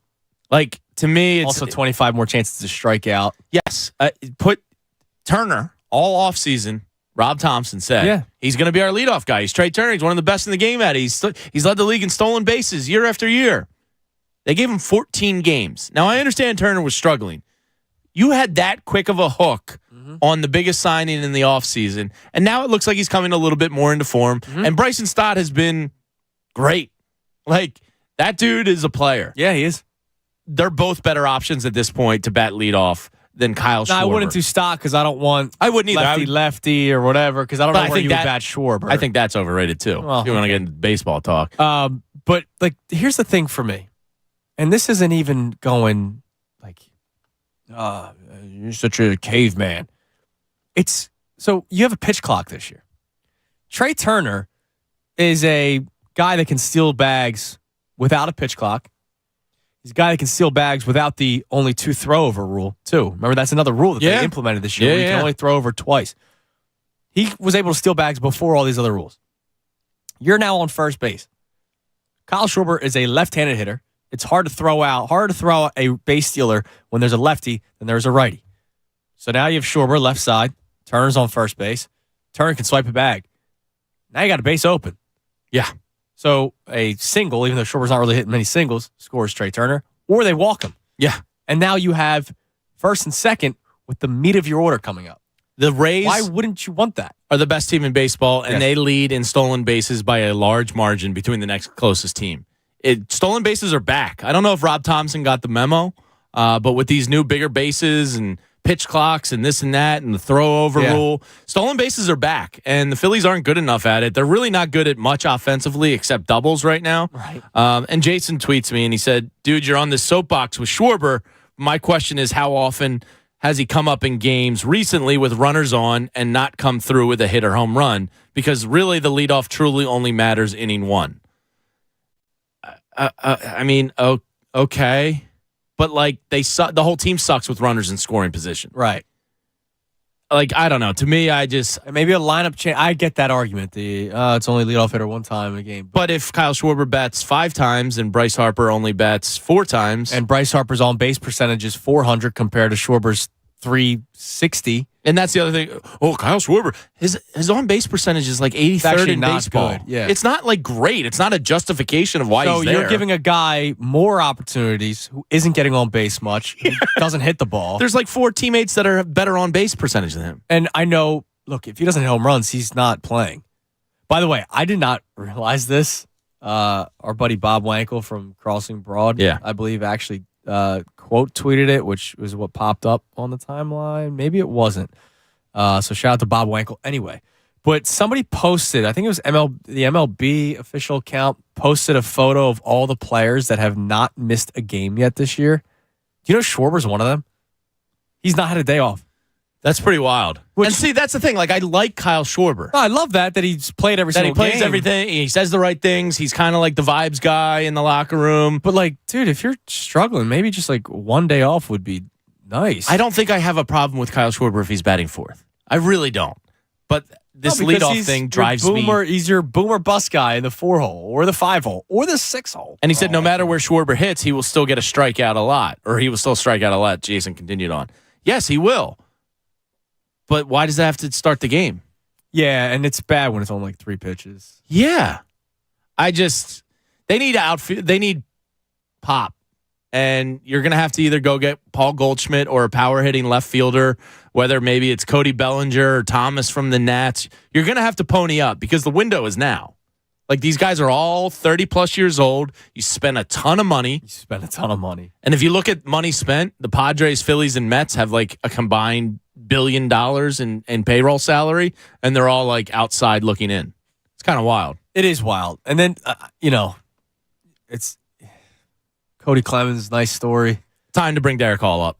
So, but here's the other thing. Yeah, he's been serviceable. He's been fine. Hat tip to you. Thank you, sir. Bowman Clemens. Is Derek Hall? No, but at least he has the potential for power. He's the potential. They need power bad. They got nobody that can drive the ball. Bryce Harper's power is not returning this year, and I hope Dave Dombrowski and Rob Thompson are accepting of that. This team is not going to win as currently constructed. They'll be a playoff team, I believe, but they need a home run hitter in the lineup. And so that's the thing. Like, it's weird that they're playing well right now. Yes, they're treading water. Let's say, but they've won a lot. They've won 14 of their last 21. Or whatever they've actually turned the very corner well this month. Thank you, starting pitching. Yeah, well, and that's the big one, and not all of them. Like Wheeler had a great start at the beginning of the month, but then has had 2 bad ones. Taijuan Walker's been fantastic. He's been awesome. Ranger Suarez has been great. This was as of Saturday. This was courtesy of Matt Gelb. The Phillies starters have a 1.6 ERA over their last 18 games. It's the best stretch for the rotation since 1964. Oh my god! So yeah. Bullpen's the year of the collapse. Yeah, surely nothing bad happened that year. That's great. Bullpen's been, I'd say, a strength. Starting pitching has now become a strength. Offense, you need to wake up a little bit. Not there yet, and it should be there because it's a borderline all-star on paper roster. I mean, Castellanos is killing it. Stott's been great. You have Schwarber, Harper, Trey Turner. Like, these guys should be better, and they're not yet. And I think it's because they're missing home runs. So I'll ask you. They're like 22nd in baseball in home runs. You do Goldschmidt, where you're going to have to trade. That says buy Reese. It also gives. Yeah. Well, he's a free agent after the season anyway. Yeah, but if you bring Goldschmidt in with 1 year remaining, you're saying, see you, Reese. Yeah. Thanks. And his locker. And I do think that's probably something that they're going to heavily consider because his locker is set up. He's in the locker room. The team loves him. You don't want to give the middle finger to him in that kind of way. But Paul Goldschmidt will give you something that Reese Hoskins isn't giving you right now. It's playing time because Reese is hurt. Yeah. So, sorry, Reese, it's a business. We need a guy that can hit right now for us. But you go Goldschmidt where you have to trade probably Abel. Or I'm not sold on this. The guy's a ball player, obviously. But everybody's all fired up about Harper playing first base at some time. We don't even know if he can do it. Right. But let's say he can. Harper to first. That means Schwarber can play DH. Thank God. And you bring in another outfielder with some pop, but can also obviously field. Lane Thomas.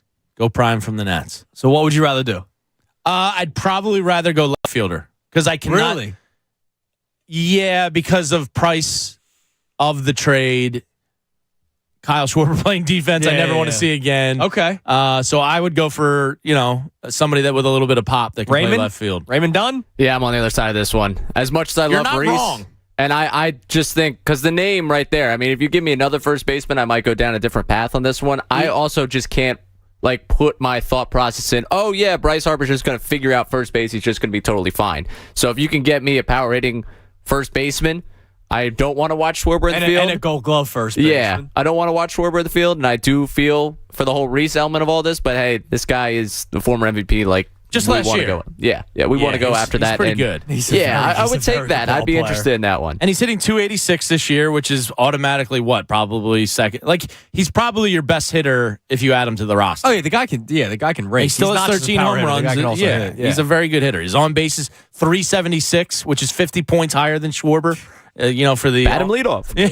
Seriously, you could. It would be a better option. It's amazing. So let's talk about that. Phillies but I still believe they're a playoff team. No, I do too. And look, as ugly as it was, I am still glad that they won 2 of 3 against the Mets. Do I still have some concerns about this team and the lack of pop? One. I know. But dude, if they win, if game 162, I know. You take every win you they can have get. a 1-game lead on the wild card. Sure. I'm not going to go, oh man, but they barely beat the Mets. No, of course I'll not. go, damn right they beat the Mets. But in the moment, it was series. comically LOL Mets. No, of course, and that I love that. I absolutely love that. But I still feel okay about this team moving forward. They do need to make some tweaks. So let's discuss it. I caught up on the Phils yesterday. I just sort of paid attention to everything that happened during the week that I was gone. By the way, yes, you missed the Apple TV Friday night broadcast. I hate it. It is awesome. It is? So, I love the RBI probability. I love the nerd Fangraphs stats and charts they put up. And the coolest feature, and they do this with MLS too, and you can flip on the Fanatic, Dave Leno, I think is his name. You can flip on the 97.5 announcer for Union game. You can do the local radio broadcast in the broadcast to override their guys. I'd rather do that because I don't typically ever like the people that they have on there. You want to listen to Hunter Pence? One problem with Apple TV. When they're doing the talk to whoever, which you can have whatever opinion on that, the split screen, they're giving up so much space. Yes, just have the full screen. Just go full screen. Yeah, I don't need to see somebody standing at first base and or whoever they're interviewing. And the cameras they use. Yeah. It's so clear. It really is. I think it's a great broadcast. All right, well, I'm happy for you. I'd rather do the radio feed. Yeah, I'm in on that. That's awesome. Yeah, that's great. It's actually synced up. It's not you trying to be like, all right, let me hit pause real quick. Play. 610-632-0975. So we open up some Phillies conversation. We'll reset everything that we've got into about the Eagles and the Sixers today. We'll replay the audio of Colin Cowherd from yesterday regarding his reasons why the Eagles are going to take a step back, and they're just ludicrous. All right, so we'll play that. Also, Brian Windhorst on James Harden yesterday. We got all kinds of stuff to get into. 610-632-0975. He's Jamie Lynch. I'm Andrew Salchunas. We're filling in for the Cuz for the next couple of weeks right here on 97.5 The Fanatic. Fanatic Sports Update.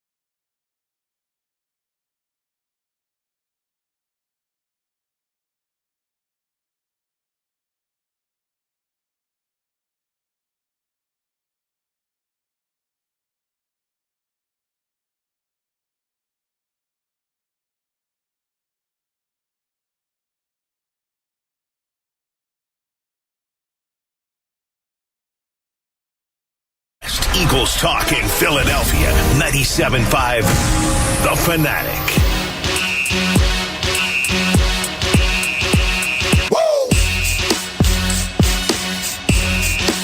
12:50. 97.5 The Fanatic. I'm Andrew Salchunas alongside Jamie Lynch. We're filling in for the Cuz. He's out and about in Italy. Probably eating some great meals, I would imagine. So let me ask you something regarding that. Christy, this was like a conversation we had probably over a year ago now. And she asked me if there was those things on Twitter, like one's got to go. You know what I'm talking about? Yeah. Mm-hmm. I don't think I'd ever have to eat pasta ever again. Really? Yeah. What? We eat pasta at my house probably at least once a week, if not twice. I've had pasta dishes that are good. They're delicious. But it's like pasta, pizza, hamburger. It's not even a question for me. Pasta's say it. So if it's pizza, hamburgers, pasta, and what's a fourth? Give me something. Fish? No. Should we throw fish? Sushi? Sushi or wings? Or I love wings. No, pasta's out. I'm not I like it. Don't get me wrong, I'll eat it. But because of how I had spaghetti at my house all the time as a kid. Because of how regular it is for me cooking for the kids, which probably makes I can't drop it. I can't quit you. Yeah, I don't know, man. Pasta is just always as good. Yeah, it's 99 pasta cents salad. box. You can do the Italian pasta salad. Well, that's good. Oh, now you're talking. I'm more of a potato salad guy. What? You would be. I love potato salad. I like a potato salad too. Over a pasta salad, though, is ridiculous. No, over pasta salad. The thing I would miss the most is mac and cheese, because I literally just told you Wawa mac and cheese is a big part of my my life. I couldn't drop pizza. No, I'd have to drop wings. I think. Me too. Really? Oh, dude, because I don't eat it anywhere near as close as I do it's pasta. It's a big air fryer thing for me. Really? Oh yeah, I always have a thing of wings at least in the freezer. Huh? Yeah, I would have to drop wings if those were the four. Yeah, they know. Pasta, you're wild, man. It's just I'm sure I would go to Italy and enjoy the pasta. Do you like your pasta cold too? Do you prefer it if Christy? No, I would actually eat that one warm. Okay. Yeah, I've had it cold before. Well, I mean, pasta salad's cold, right? Yeah. But spaghetti, when it gets stuck together after sitting in the fridge, I actually have to reheat that one. Wow. Yeah, believe it or not. Does Sylvania know about your weirdo obsession with cold foods? I try to keep that one quiet. Ew. Just kidding. I talk about it all the time. Just chiming in to correct the name pronunciation. Sylvana. Sylvana. Come on, what did I say? dude. I throw You said it's like Sylvania. He's thinking the light bulb. He's thinking the light bulbs again. Sylvana. By the way, welcome, Sylvana. She's been training with me, but I'm not nice enough to bring her on the air when I was with Anthony. Yeah, I was just curious if your psychotic behaviors were stay known. away from me. Yeah. All right, just stay away from me. There was a day, and I will always bring this up because you guys made fun of me when I thought I was actually being nice. But you'll learn, Sylvana and Ray, you'll learn too, the snow days when, they call us up. They call you up for the snow days and be ready to come into work, and they have the hotels right down the street. Mm-hmm. And I did the nice thing. I went to my house in Manayunk before going to the hotel, and I shoved my backpack full of beers. It's a good move. You all made fun of me for it. Did we? Oh, I remember Connor. Oh, you couldn't have stopped at the liquor store and grabbed a 12-pack? No, dude, there's a foot of snow outside. I live in Manayunk. I risked my life coming here. I should have just stayed home and gotten my dog to do a sled and bring me to work. I don't recall being a partaker. Because you already had a few beers before then. Yeah, I think me and Bob were already covered. Yeah, I had the beers individually packed. It's not because I didn't have a 12-pack. I just had a bunch of beer in my fridge, and it was different kinds. I brought IPAs. I brought light beers. Did you show up in the Charlie Manuel Wawa plastic bag with them? No, I had it in my backpack, but I also brought the cold ground turkey. Do you remember that? Not really. Just straight lunch meat? No, I cooked up the ground turkey. Oh, right. Yeah. And then when I opened up the container, it kind of stunk up. If you brought that on a plane, I'd want to kick you in the junk. Now I won't do that on the plane, but I did it to the hotel room that we were all hanging out at. But it smelled because it was cold. It wasn't reheated, so it didn't have that nice aroma. It had this stinky cold meat smell. But I prefer it that way. Yeah, that's weird. I like it cold. I don't understand it. Listen, man, it's cold in here. It feels good. It does feel good. Well, this room has two temperatures, hot and cold. Yeah, nice place. All right, let's reset some of the stuff we're talking about. By the way, coming up at 1:30-ish, we're going to do Ray's World. We solved the problems about karaoke yesterday. But I kind of want to reset everything that we got into today. So we'll start with what we opened with the show. Long time ago now. It was the Eagles. Yesterday, Jamie mentioned that you kind of had a fear. Not like you weren't saying this is definitely going to happen, but you had a fear that maybe, just maybe, Jalen Hurts could regress a bit this season.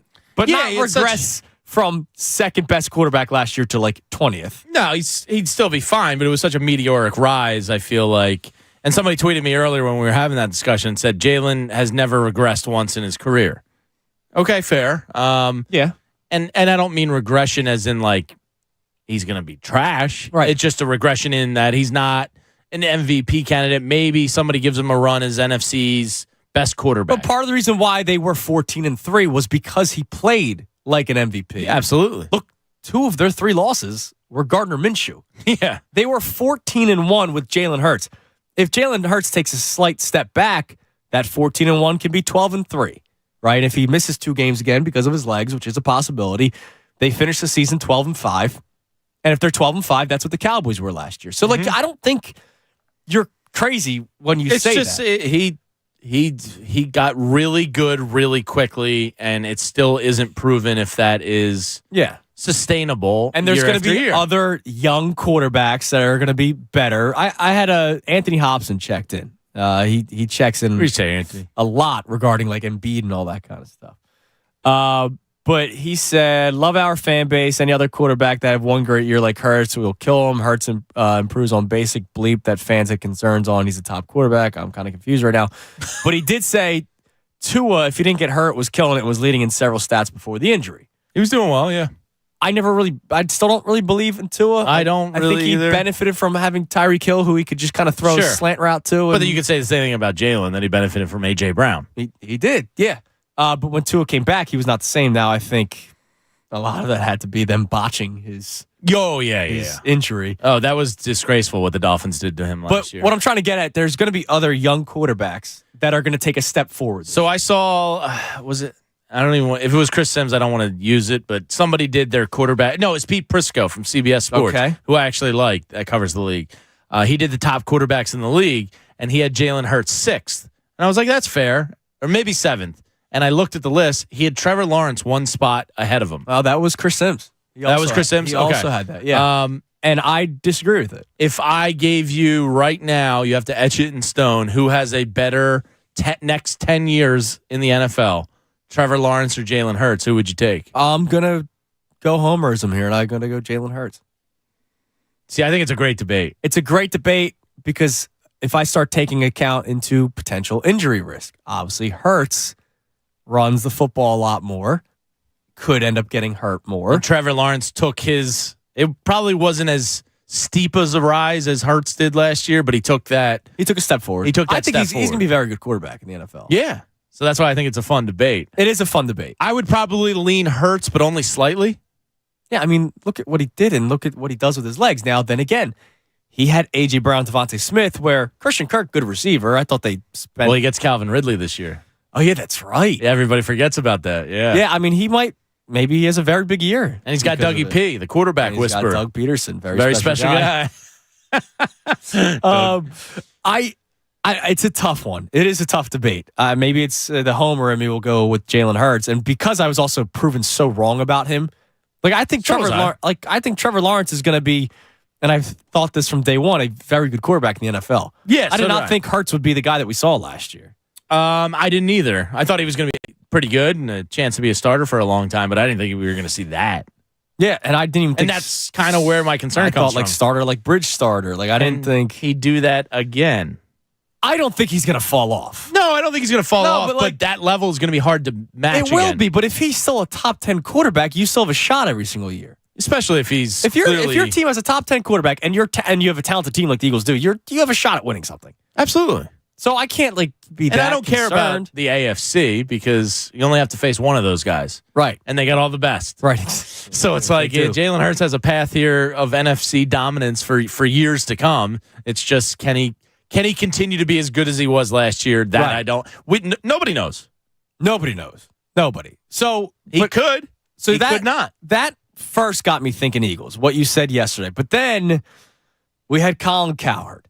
And I would love to play this audio again. Colin Cowherd on his show started talking about the Eagles, and he kind of explained why he thinks they take a step back. Just take a listen, and we'll discuss. Now we have to tell you a team that we think is really good, but there's some blinking red lights. Remember Philadelphia, Jalen Hurts, second year starting last year, runs more per game than any quarterback since Lamar Jackson got hurt. Little wide receiver drama, A.J. Brown. Leading rushers gone. Offensive line is really, really old. And the other thing is Nick Sirianni gave up play calling, and then they got really good.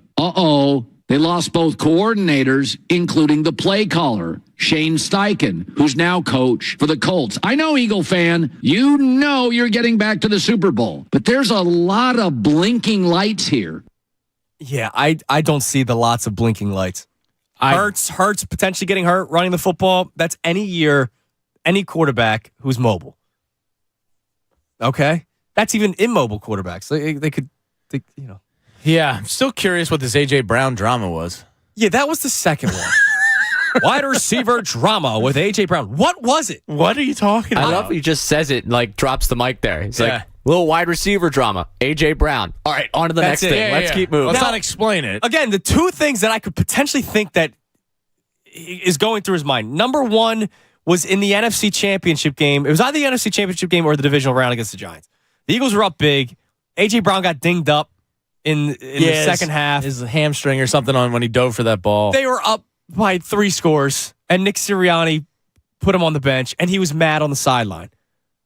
And it's because he's a competitor and wanted to play. Yeah. His best friend is Jalen Hurts. I don't think there's really going to be drama there. No, he wanted to play, but they're like, listen, man, we're already winning this game, and next week's another playoff game. We got the Super Bowl to look at. Like, you're fine. Okay, so that's one. The other one was when he was on that podcast, and he said, if they don't sign Jalen Hurts, trade me wherever he goes. Yeah. But he was like laughing when he was tongue-in-cheek. What are you talking about? Sounds like he's asking out to me. And we should be concerned. This is my problem. And this is why I still get angry about this stuff. And I know, just ignore him. No, this guy is on national television. Lying. Just lying. And getting paid handsome money. Right? Yeah. He's getting a lot of money. And I liked him when he used to do that funny show, Sports Nation, with him and Beetle. Oh, yeah. I guess that was more of like a, let's talk some sports. No, now he's Mr. Like, I give my opinion. Yeah. And it's like, what do you? The offensive line is not old. Offensive line is old. We went through it. Yeah, Jason Kelce and Lane Johnson are in their 30s, and Jason Kelce might retire after the season. We've been saying that about 5 years now. Yeah. But the other three are 26, 24, Landon Dickerson, and 23. Jordan Mailata, Cam Jurgens, they're all not even close to 30. No, Jordan Mailata is the closest. He's 26. Sirianni play calling. Okay, we'll see what happens. They did lose both coordinators, but that could be a little overblown. He even mentioned Desai. He just said Sirianni play calling. And then, but Brian Johnson's been here and worked in that department. Like, it's not that big of a leap to think he'll be okay. And then the leading rusher gone. Again, factually correct. But you're just going to ignore that DeAndre Swift and Rashad Penny were brought in? Yeah, I don't know. You're going to ignore that Kenneth Gainwell took snaps away from Miles Sanders in the Super Bowl because Sanders fumbled the ball? Well, yeah, I thought it was a fumble, but it wasn't. The running back room is like a strength, so I don't know why you would even bring that up. And by the way, because Rashad Penny will get hurt. With that offensive line, you could put a lot of people in the backfield, and you'll be all right. Dude, Jordan Howard he was not on a team. They brought him in, and all of a sudden he's averaging 5 yards per carry. Do you think you could get 1 yard behind this offensive line? Yes. You think Ray Dunn could get 1 yard behind this offensive line? Yeah, he's quick. They can't see him. That's a good point. 1 yard. Fast enough. Yeah. 1 yard. I'm gonna be in so much pain. You're probably you're gonna be like 1 yard. Mm-hmm. I might have to ask for like Chris Polk to be the fullback. I need a lead back. Yeah. Bring back Dan Klecko or somebody to get in front of you. Like 1 yard because they don't know which way I'm running. I can go left side, right side, counter. Good. Sweet pitch. You could also get hit 4 yards in the backfield and never touch a football again. Clowney can kill me like when he was on South Carolina. No, don't do a sweep to me, actually, because No. You need it right up the gut. No, right up the gut. Get between Dickerson and Kelce and just kind of dive forward and hope for the best. Yeah, it will hurt. Over under on broken bones for me. 7. 7? I was going to set the line at like 4.5. Okay, I'm taking the over. But yeah, he mentions Miles Sanders. Your leading rusher's gone. Yeah, but you also got two very talented guys to play. And you say Penny might get hurt, which he will. Strong possibility. But he doesn't have to. He's not a bell cow now. No. You have Swift. You have Gainwell. And you by have the Boston way, Scott. I think when healthy, he had the highest yards per carry in the entire NFL last year. Yeah, he's a talented back. Just has had hasn't injury been healthy. history. So I don't know. I hear that and I roll my eyes and I go, what the heck? And I'm told to ignore it. Just ignore him. Chunas. Ignore it, I can't do it, man. Go do some ayahuasca and forget all about Colin Cowherd hurting you. Yeah, I can't do it. Also, Sixers. I want to play this Windhorse thing in a second, but we do have some breaking news. I know it's a sounder. I didn't tease it. I didn't let them know at all. It's my fault. Does this have to do with tonight's baseball game? No, it has everything to do with the NHL Flyers. Oh, Twitter account. There we go. Do we finally get actual news that wasn't discussed in the media before it happened? Kevin Weeks chimes in here, does a great job covering the NHL. He's told that the Flyers are trading Kevin Hayes to the Blues for a 6th round pick. So St. Louis says, yeah, this year? Yeah, we'll take your. Oh, no, sorry, 2024. Next year's 6th round pick. Man. So all that talk of a 2nd round pick, not happening. Oh, and the Flyers are retaining half of Hayes' salary too. Thanks, Brendan Gunn. Did not know that. So that's fun. So they're taking it. Man, what a disaster. Yeah, that was he's a good player. He's a likable guy. He got paid a lot, and then he's been hurt, and he's slow. Yeah, didn't really work out. They're paying half his salary just to get him out of here for a sixth round pick. You basically gave him, got rid of him for a bag of bucks. Yeah. Well, if you're covering the Flyers or the Blues, it's gonna be a big day for you. Wow. 610-632-0975. Let's go to Chris in Newark. Chris, you're on the Fanatic. Hey guys, hot picks are fun, but it was your nuts and bolts Phillies talk that got me to call. Oh, I'm glad that. I love it.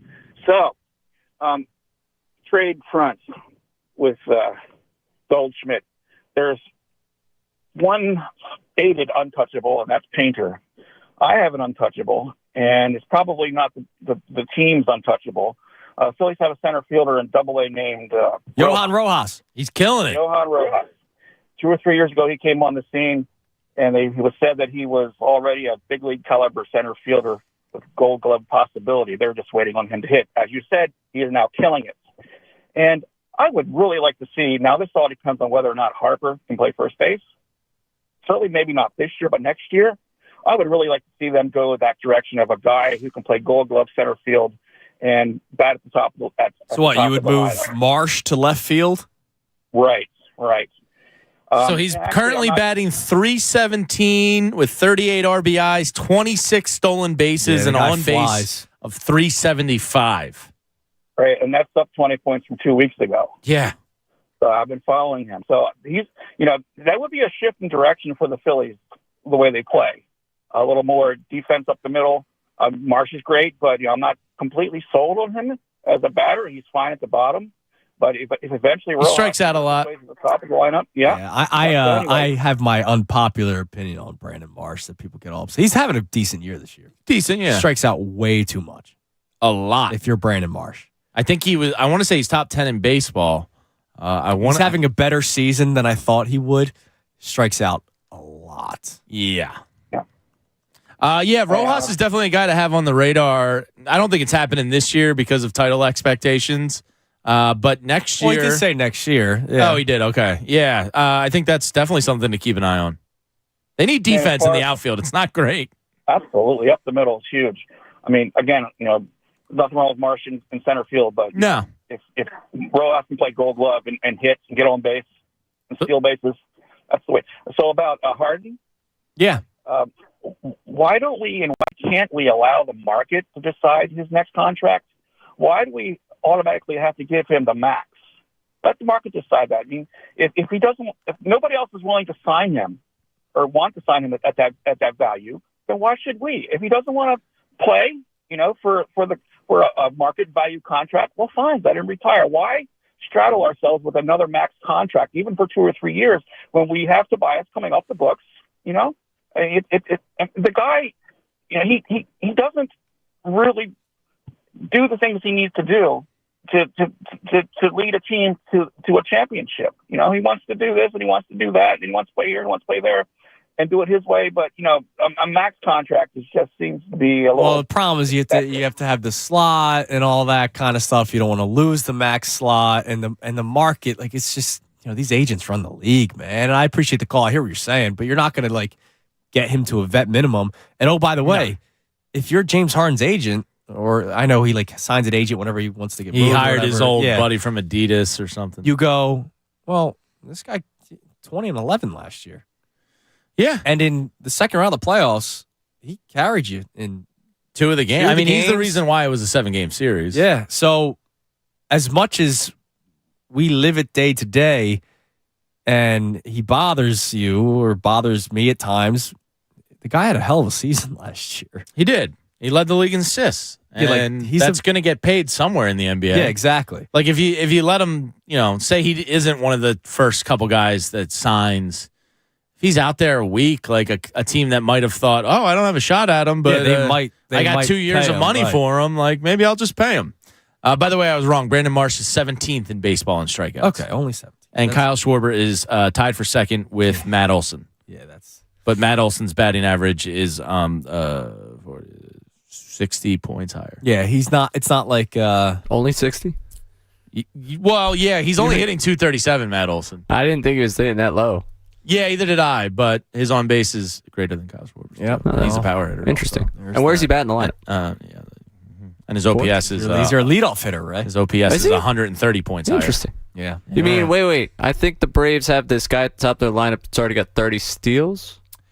His stats Acuna is your NL MVP right now. Yes, at the halfway point. Yeah, Jamie. He's a freak. Jamie was all you had Brave hate this morning. So I'm driving in. There's an tree down on Lincoln Drive, so it's like stop and start, and I see Buster Olney tweet with Ronald Acuna's splits at the halfway point, and I was just like, my God, this guy is a menace. Then I get in the elevator at work, and the little TV screen pops up with stats and news and stuff. It says NL ERA leaders. And who do I see but Elder, number 1 in the NL at ERA. And I was just like, you know what, Braves? Get out of my face today. They annoy me so much because of how good of an organization they are. 2 years ago, it pained me to say that the Braves are the best organization in baseball. 2 years ago, it pained me to say... Can't disagree with you. And I still believe that. But 2 years ago, it also pained me to say 2 of my favorite players to watch are Ronald Acuna Jr. and Freddie Freeman was still on the Braves at the time. He's a freak. But those were 2 of my favorite players to watch in baseball, and it's on a rival team. Yeah, they terrorized my childhood, and here they are still terrorizing me. Yeah, the Mets are my biggest hate, but the Braves are obviously the team that you go, man, I would like to be them. So we had this discussion last week because Egan hates the Mets because of their fans more than any other team.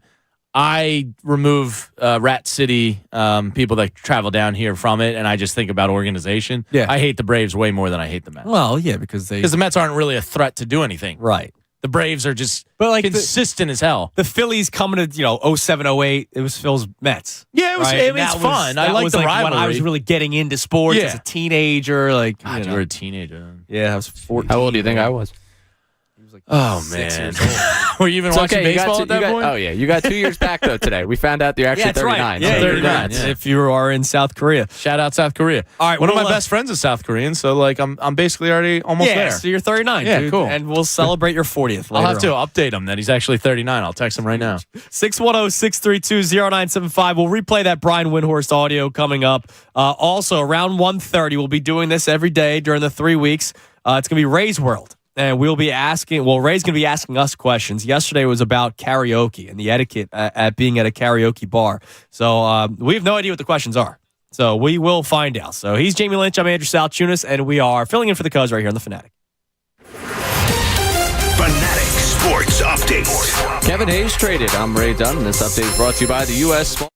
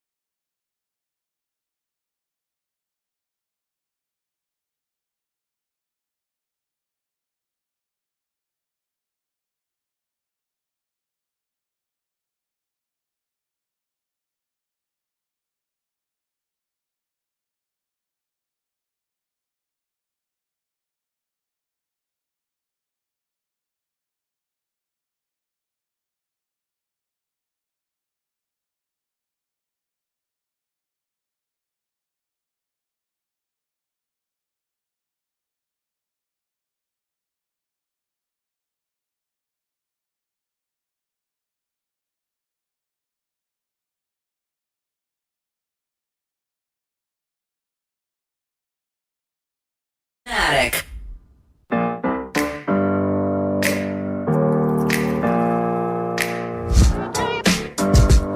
120, 97.5 The Fanatic. Slop report. Woo! 97. We got a lot of slop, man. So, I see when you talked earlier about like, is this good for the NBA? Yeah, I love absolutely. it. I freaking love it. No, It's awesome. I love it. I hope except mine, obviously that hurts. But I hope superstars change like wildfire. Yeah, except for Joel Embiid. Stay here. Anytime we have a superstar, stay here. And by the way, on the topic of longest tenured superstars in the NBA, yeah, we had an email. We missed the guy that we talked about like 15 minutes for. Yeah, Steph Curry. Yeah, he's the longest. Yeah, he's the longest tenured superstar in the NBA. I would say accountable radio right here. Yeah, that's on us. Look, hey, gotta do a better job. Sometimes we make mistakes. We had to give we gave our Wawa menus earlier today without any problems. I mispronounced Sylvania's name. No, I did it again. Or was I good? Sylvana. No, you did it wrong again. I don't know why I want to put that I in there. It's the light bulb, I'm telling you. Yeah, that's what it is. I think, that's not fair to you that this light bulb company exists. I'll get there. All right. You know me with names. No, I don't. I'm still Kevin Cobbed up. Alshon Jeffries. Alshon Jeffries. I butchered names. All right, so I said that I still don't even attempt Giannis's last name. Antetokounmpo. Not going to do it. Really? No. Way too many. Heard it a million times at this point. Doesn't matter. Way too many vowels in there. Don't look at it when you say it. Just based off what you've heard. Nah, I got no shot. No shot. Doing the show with you. Try it real quick right now. Nope. Antetokounmpo. Nope. Can't do it. Antetokounmpo. I'm done. He's Giannis. He's like Cher. Okay. He's fine. just Giannis to me. Or Greek Freak. Yeah, that's fine. Freak. Apparently, he's got doesn't he have like a Disney Plus show starting on him? It's like all the new rage come on, now. Guys, wait till they retire. I don't care about them now. I already watch them every night. All right. Well, I derailed you from the slop report because this is extra sloppy. This is very sloppy. All right. So we have a latest slop report. Now, going into the break, I was teasing. We're going to replay the James Harden audio from earlier today. Nah, screw that. This got sent to me 3 times during the break. That's not sloppy enough. No. All right, but it's from the same man. It's from Windy. Our man, Mr. Deal Zone. Yeah. Our man. Why would they do that? What is going on in Utah? Utah? Like everything, that man has become like a meme. He's the but best. He's also on to something. Yeah, he knows.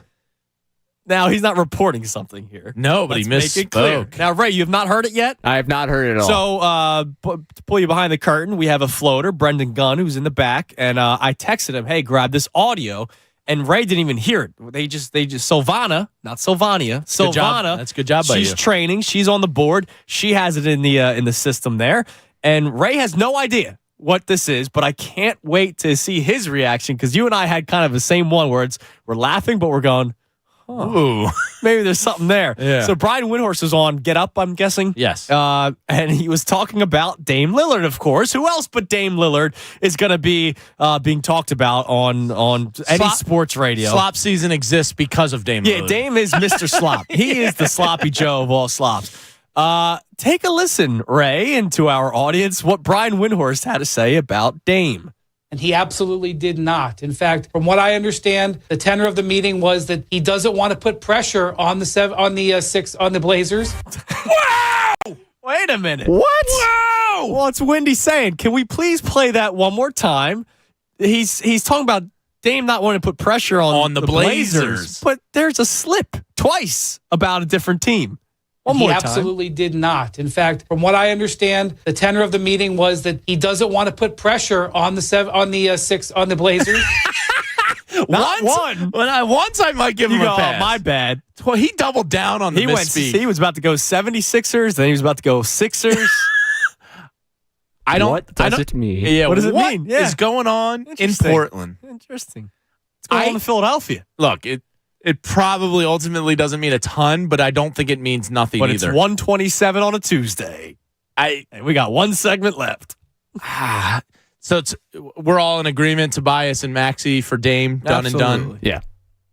Sign Harden or opt him into his It's a 3-team deal. Tobias goes somewhere.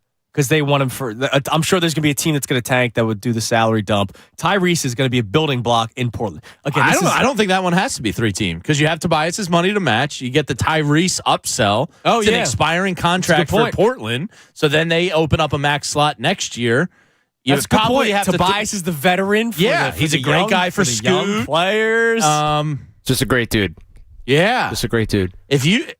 All right, now I'm starting to get irrational because if you give me James Harden, Dame Lillard, and Joel Embiid, it's not really that far-fetched. I said it yesterday. I'm running through a wall for. I would do it in a heartbeat. I love Tyrese Maxey, dude, but I'm not thinking twice about that deal. It's Dame Lillard. I feel like I'm having the same conversation as 1 year ago. It's Kevin Durant.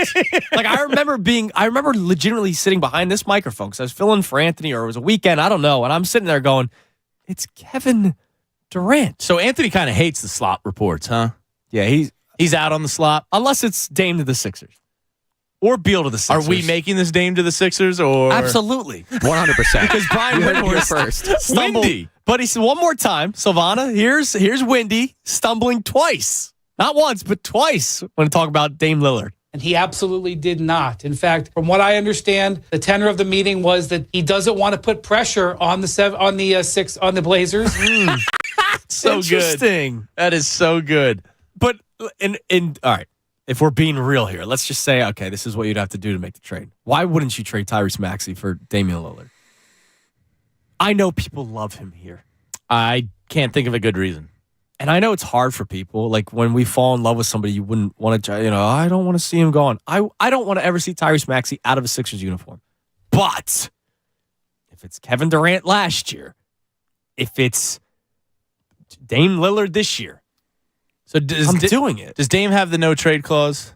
No, that doesn't exist. Yeah, no, that was Beal, but Beal did. Beal right? was he had able like to, 6 teams that weren't on it or something. And it was like that. weird where he could try to figure out the compensation. Like it was something weird. Even with the power he's got in Portland, you just assume he's got the end say. No trade clause or not. The agents run the league, players run the league. He can pick where he wants to go. I'm just trying to think of.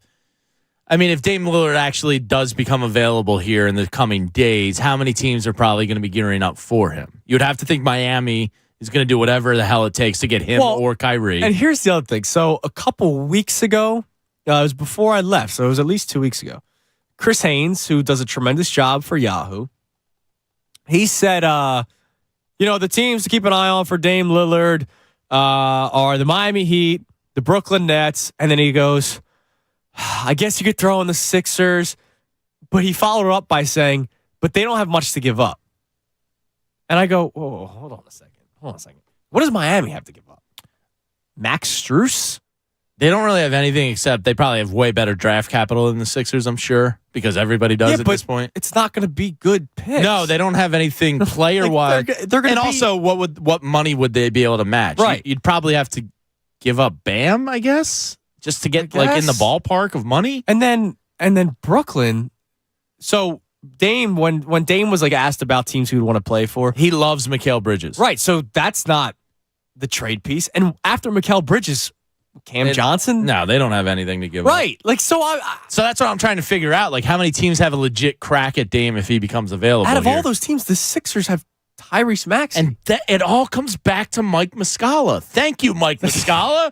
Now wait, giving us Tyrese Maxey. Can I walk you down a dark path here? Sure. Since I just had this intrusive thought. Okay. Talking about capital. Dame Lillard going to Brooklyn, and the return is everything you gave up to get Harden. Wait. Say that again. So everything you gave up to get Harden. So they flipped Simmons? Well, maybe not Simmons, but in terms all of the in terms of the capital. Seth Curry in the picks. What, that would hurt? Curry's a free agent. Well, I'm saying if that's what they get, they use if the they're draft able to get capital that the Lillard Sixers after all these years of that would what hurt about a little. Lillard here? Yeah. Good thing for us, nobody has any interest in Ben Simmons or otherwise. Right. Brooklyn would have the same thing. Brooklyn. So you're going to get mid to late first round picks. Yeah, it's not really that good. And then but it's owned by the Sixers originally, so it's a back end. It's still going to be right. They're still going to win 50 games this year. And you have to be a contender if you're getting Dame at this point. Yeah. And contenders don't typically. But no. Hold on. He doesn't want to be on it. Wow, yeah. He doesn't want to be on a super team. Says a lot of things. Remember, we had the slop report earlier today. He wants to be on a team that doesn't have 3 stars. Or whatever. He wants to claim credit for a title if it ever happens. Which, hey, Sixers aren't good enough right now without you. You come. They are now good enough. Dallas is a team that jumps out to me as desperate for a star. I don't know how that would work. But I don't know what they have to give up. I don't know how I didn't think Luka and Kyrie would work. I don't know how Luka and Dame would work. Well, Luka and Kyrie didn't work. No, they went on a huge losing I don't streak. see why this would work either. I'm just trying to think of teams out there that would make that push. You know, you'd have to think the Lakers would do everything in their power to get in that arena, right? Because it's LeBron's finishing out here. It is weird. We haven't yet heard like a LeBron wish list for this week. I feel like that'd be a slop report type thing we get, where it's like, oh yeah, LeBron's busy making calls somewhere to someone for something. He is the tide and the moon when it comes to slop season, LeBron. There's probably not that many teams that it's a mutual benefit trade. Yeah, it benefits the Sixers, and they. I meant Dame, but Blazers also at the same time. Yeah, and the Blazers get Tyrese Maxey. Tyrese Maxey's a great trade chip because he's not yet paid. And I'm not trying to trade him. Oh, I am if it's for Dame Lillard. No, I mean, I'm not going move him for anybody. But no. Dame Lillard for last year for Kevin Durant, I'm doing all these things. It's it's in the end. I said this to Devon when McHale got traded. I was like, I'm sure it sucks for him, having to uproot and leave. But, it's kind of cool when you think about it. Hey, I was just traded for one of, the 15 greatest players of all time. It's kind of like a little bit of a confidence booster. You know what I mean? I remember having that same conversation, though. And I remember Mike Miss talking about it, too. Ben for Harden when he was still with Houston. Yeah. And, I remember having that conversation, but being yeah, but he's a different breed, this guy. Yeah. Simmons, he's not going to handle it that way. It sucks, but you're like, oh, well, I mean, that is cool because I just got traded for one of the best players ever. That means I'm worth something. But they probably don't think about it like that. No, probably not. Probably not. They go, that's how I look at it, though. Yeah, screw you guys. Yeah, if you're Tyrese and you get ultimately flipped for Dame, you go, that's pretty cool. Yeah, I'm pretty good in this league. I'm set. So that's the latest. Brian Windhorst. Misspeaking twice. Twice. He didn't even breathe. He misspoke twice. 6 Blazers. Yeah. Let's overthink it What is going on throughout the entire weekend? By the way, if you're just tuning in, great. Now I'm back in Dame Lillard mode, 100% all in. Dude, I'm doing a heartbeat. If you're just tuning in, the Flyers made their latest trade. They traded Kevin Hayes to the St. Louis Blues for a 6th-round pick in the 2024 NHL draft. And they really wanted him gone. And they're also retaining half of the salary. So this was from Kevin. Good job, Chuck Fletcher. Just making it clear, Kevin Weeks, the first to report this. But yeah, so no more Kevin Hayes, a guy that they paid a lot of money for, and it just didn't really work out. No, that was a disaster. Most of Chuck Fletcher's moves were a disaster. Yes, and Ryan Ellis, he didn't give up a ton, but he's probably never going to wear a Flyers uniform. No, that's been weird. Yeah, everything Chuck Fletcher did was pretty much a disaster. And I'm so glad that the Flyers finally decided to, change the regime. But do you think Briere little-fingered him? Was in the room, knew that there was some trades on the table. He left last year at the deadline. Trade deadline passes. People are like, why did the Flyers not give away these guys for a bag of pucks? And then Briere went, he had offers. Maybe. I don't know. I think he little-fingered him. Maybe. But it's just crazy that the Flyers did not fire him pre-trade deadline. Yeah. That to me, and it was 2 days after. Yeah. And remember Van Riemsdyk. Flyers are a disaster. Van Riemsdyk is a free agent. He had 1 year. He was in the final year of his deal. And Chuck Fletcher didn't like the return on any of the trades. Be happy with anything. Dude, he's leaving. Yeah. It's gone. It's over. What? That's good. I thought JVR had 1 more year. So thanks for telling me that. Yeah, you're welcome. Now you just have 11 more years of Sean Couturier to deal with. Yeah, he's a nice player. Yeah, he's okay. Nice player. That's a long contract. But the average annual salary. He's under contract with Philadelphia for, I believe, 20 or 21 years. Still paying Briz, too. That's something different. That's not this regime's fault. All right, so we're doing this around 1:30. I know yesterday somebody on our YouTube was like, "Oh man, they're late for it." It's going to be around 1:30. Slop waits for no one. Yeah, Slop takes over. But every day around this time, around 1:30, 1:35, whenever I feel like it, we're going to do Ray's World. And Ray, it's awesome, right? Because I'm 29 going on 60, but I do have a kid. You have 2 kids at home. So Ray's still living his best life. We're going to live vicariously through you. Yeah, so yesterday, Ray, first off, his question yesterday was about karaoke bar etiquette. And I think that happened when? That was Saturday. That was Saturday. Yesterday, Monday night, I miss these days, man. He went out and about. Friend's birthday. What am I supposed to stay home for that? No, you're not supposed to. No, you go out, exactly. You hit up the town. Monday night, you go out, you hit a couple of bars. I love that. So enjoy it while you can. But Ray, what is today's question in Ray's World? All right, so before I went out last night, I had a couple of things I wanted to do when I got home. One of those was go grocery shopping. I did not. That's still on the docket for today. So I decided to walk down and get something to eat. Okay. Got a nice happy hour deal, got something to eat, got the check, and there is already the auto 20% for the tip. Wait, what? Yes, so they automatically put the gratuity on there for 20%. Oh, it was in the bill. Already in the bill. Okay, so I worked in the service industry for years and years and years. I came up from dishwasher to bartender to server. I've done it all. Typically, I've only ever seen 20% added to parties of 6 or more. Correct. It was just me. And you were just a solo person? I was just me. Wow. I've never heard of that. I'll be honest, I was a great patron. I just sat there quietly, was literally sending, I think I was typing notes for today. So just eating. More often than not, it's probably beneficial to the bartender. But if you pride yourself on great service and good conversation and making people feel comfortable and happy and all that, a lot of times you get more than 20%. Right. That's where the question comes in. Hits you with the automatic 20%, I'm not giving you more.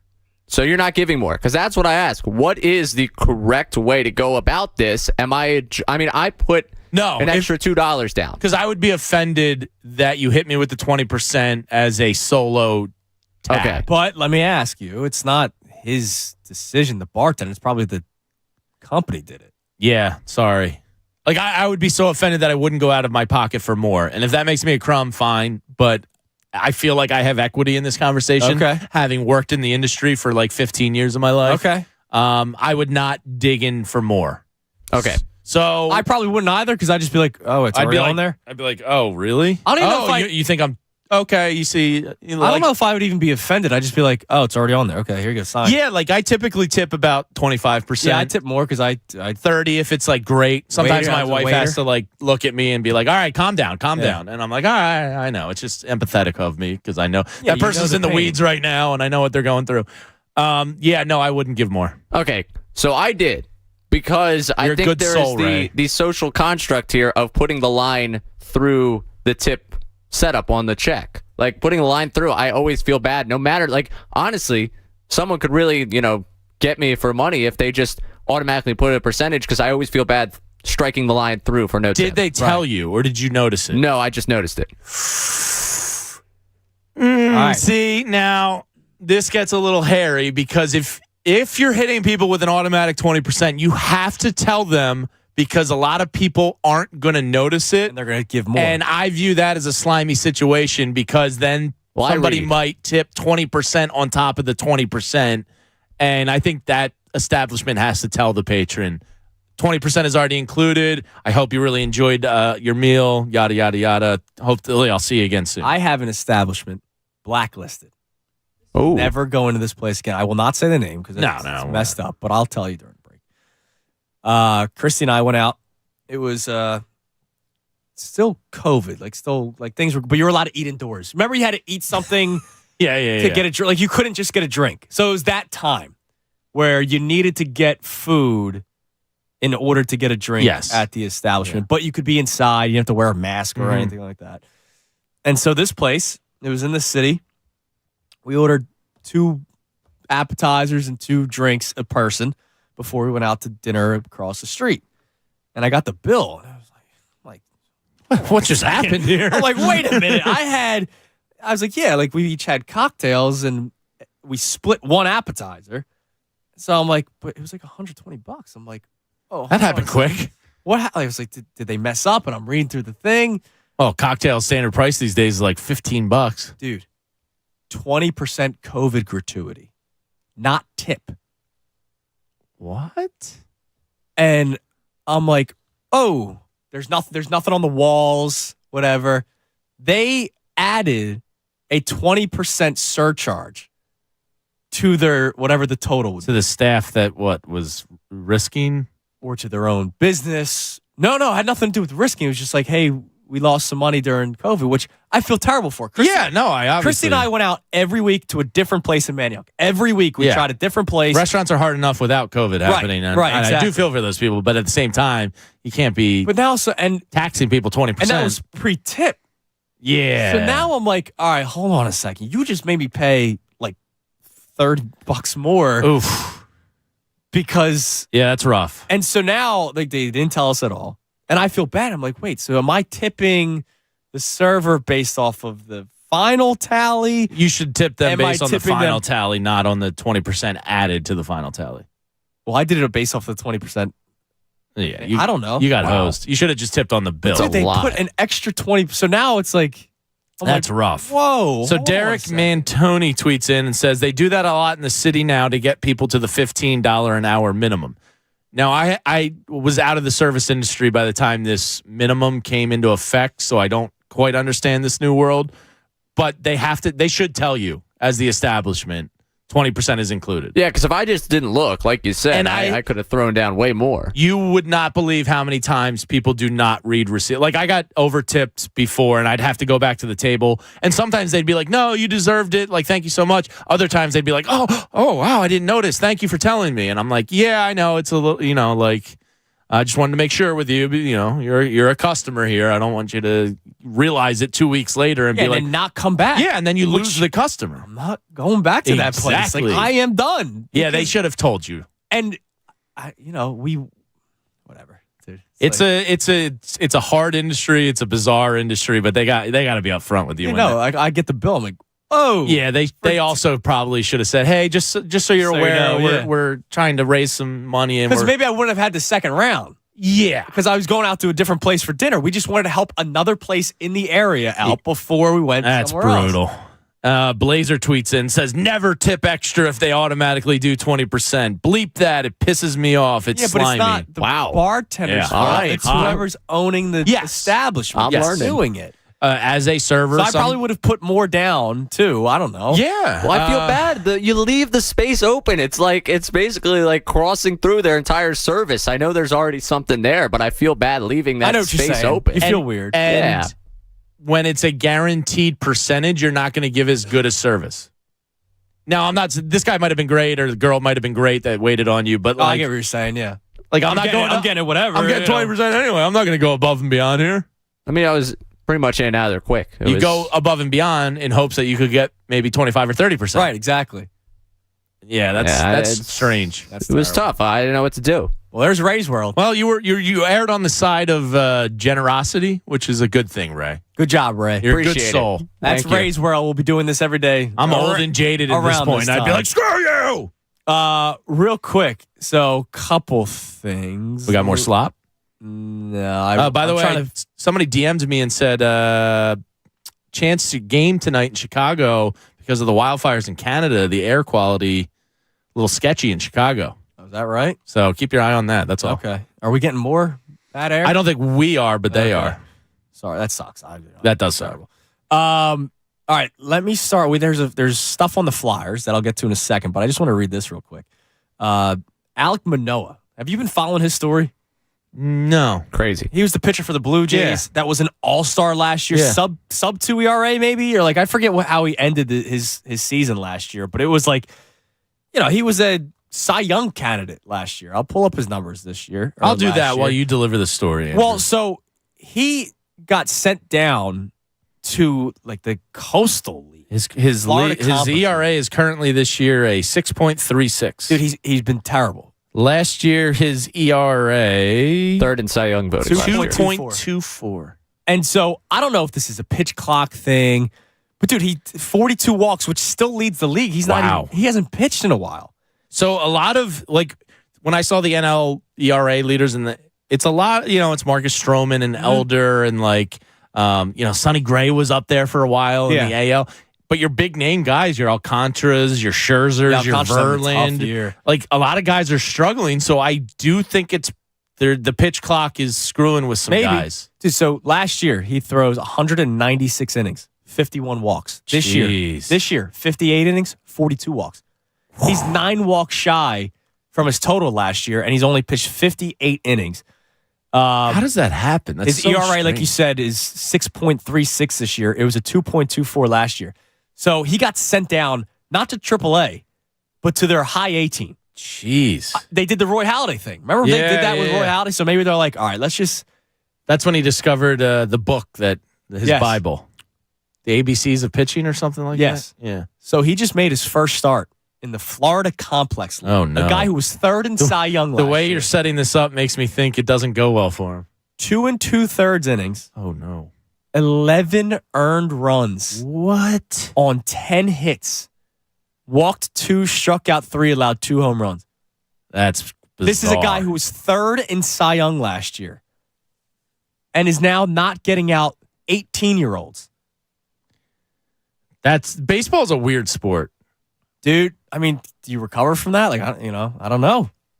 I mean, he's got to be shook to his core at this point. If you can't throw strikes like that, I'd love to. He gave up 11 hits. For context, last year, the most earned runs he allowed in a month was 12 in July. Oh, my God. In July, or I wonder if Ricky's seen anybody go through something similar to that. I'm sure he has. Rick Ankiel, to the point where he had to become a position player. And he actually hit, I think, over 20 home runs. He was okay. Yeah. It's a bizarre thing, and baseball probably lends the most to that. Even when it's something simple like a Chuck Knobloch. Yeah. Like not being able to throw to first and getting the yips all of a sudden. Figured it out, or you can't figure it out. Baseball's so between the ears. Yeah. That guy is probably shook to his core, and I hope he bounces back, but he might not. He might not. I mean, that's bad, dude. That's really bad. And he's going up against, 18-year-olds, single A. Here on the Kevin Hayes front, Jeremy Rutherford, he covers the St. Louis Blues. Mm-hmm. So he speaks to the agents and he speaks to he covers the GMs. Okay. Yeah. He spoke with Bob Murray, who's the agent of Kevin Hayes. Uh-huh. It's been stressful for Kev. He really liked Philadelphia, he liked the city, he liked his teammates. Which, again, I think that's all true. Yeah, I believe it. He had the hazy IPA at Yards. Yeah, he did. Yeah, that's right. Yeah. Everything was good until December-ish when things started to go the other way. When did he get stripped of the A? Was that mid-season or before the season? I don't think the season even started. I think Torch was like, there's no captains on this team, whatever. He said it's been a difficult, stressful time for him. He's very happy to get settled now, and he's really happy with being in St. Louis. They've got a real good team. They've got a good organization. They've got a good coach. It's a nice city for players. So he's happy to be out of here, seems like. And that's the one big issue with the Tortorella thing. He wears guys out, I guess. He was probably the right hire at the wrong time. Yes, he's a great coach. Yes, but do you need a great coach these days? I mean, I guess if you're trying to establish a culture and develop youth, you do want a great coach. But yeah, that's strange. You know what else is strange? My MacBook in front of me here, Twitter timeline, just popped up. Jason Lockenfor, quote tweeting Alex Manoah's Sunshine League start. Oh, is that right? Isn't that weird? Jason Lockenfor? Yeah, the football reporter guy is quote tweeting the Alex Manoah story we were just talking about. Maybe he's a big Blue Jays fan? Or the computer's listening. Well, is he listening? I don't know. I think I heard Jason Lockenfor is a big fan of the... the Wake and Bake Reunited. Yeah, two days in. Incredible. All right, so that's going to do it for us today, but that's the latest. You got some Flyers news. I'm sure the best show ever. We'll talk about Most importantly, you got some good windy slop. Can I hear it one more time, Silvana? We got time. Here was windy not too long ago on Get Up. He absolutely did not. In fact, from what I understand, the tenor of the meeting was that he doesn't want to put pressure on the Blazers. What was he talking about? What is going on in Camden? I think Brian Windhorst is teasing something for us. Probably not. I hope. We'll have some fun with it. All right, we'll be back at it again tomorrow, but have a great rest of your day, and stay tuned. Best show ever next right here on The Fanatic. Fanatic Sports Update.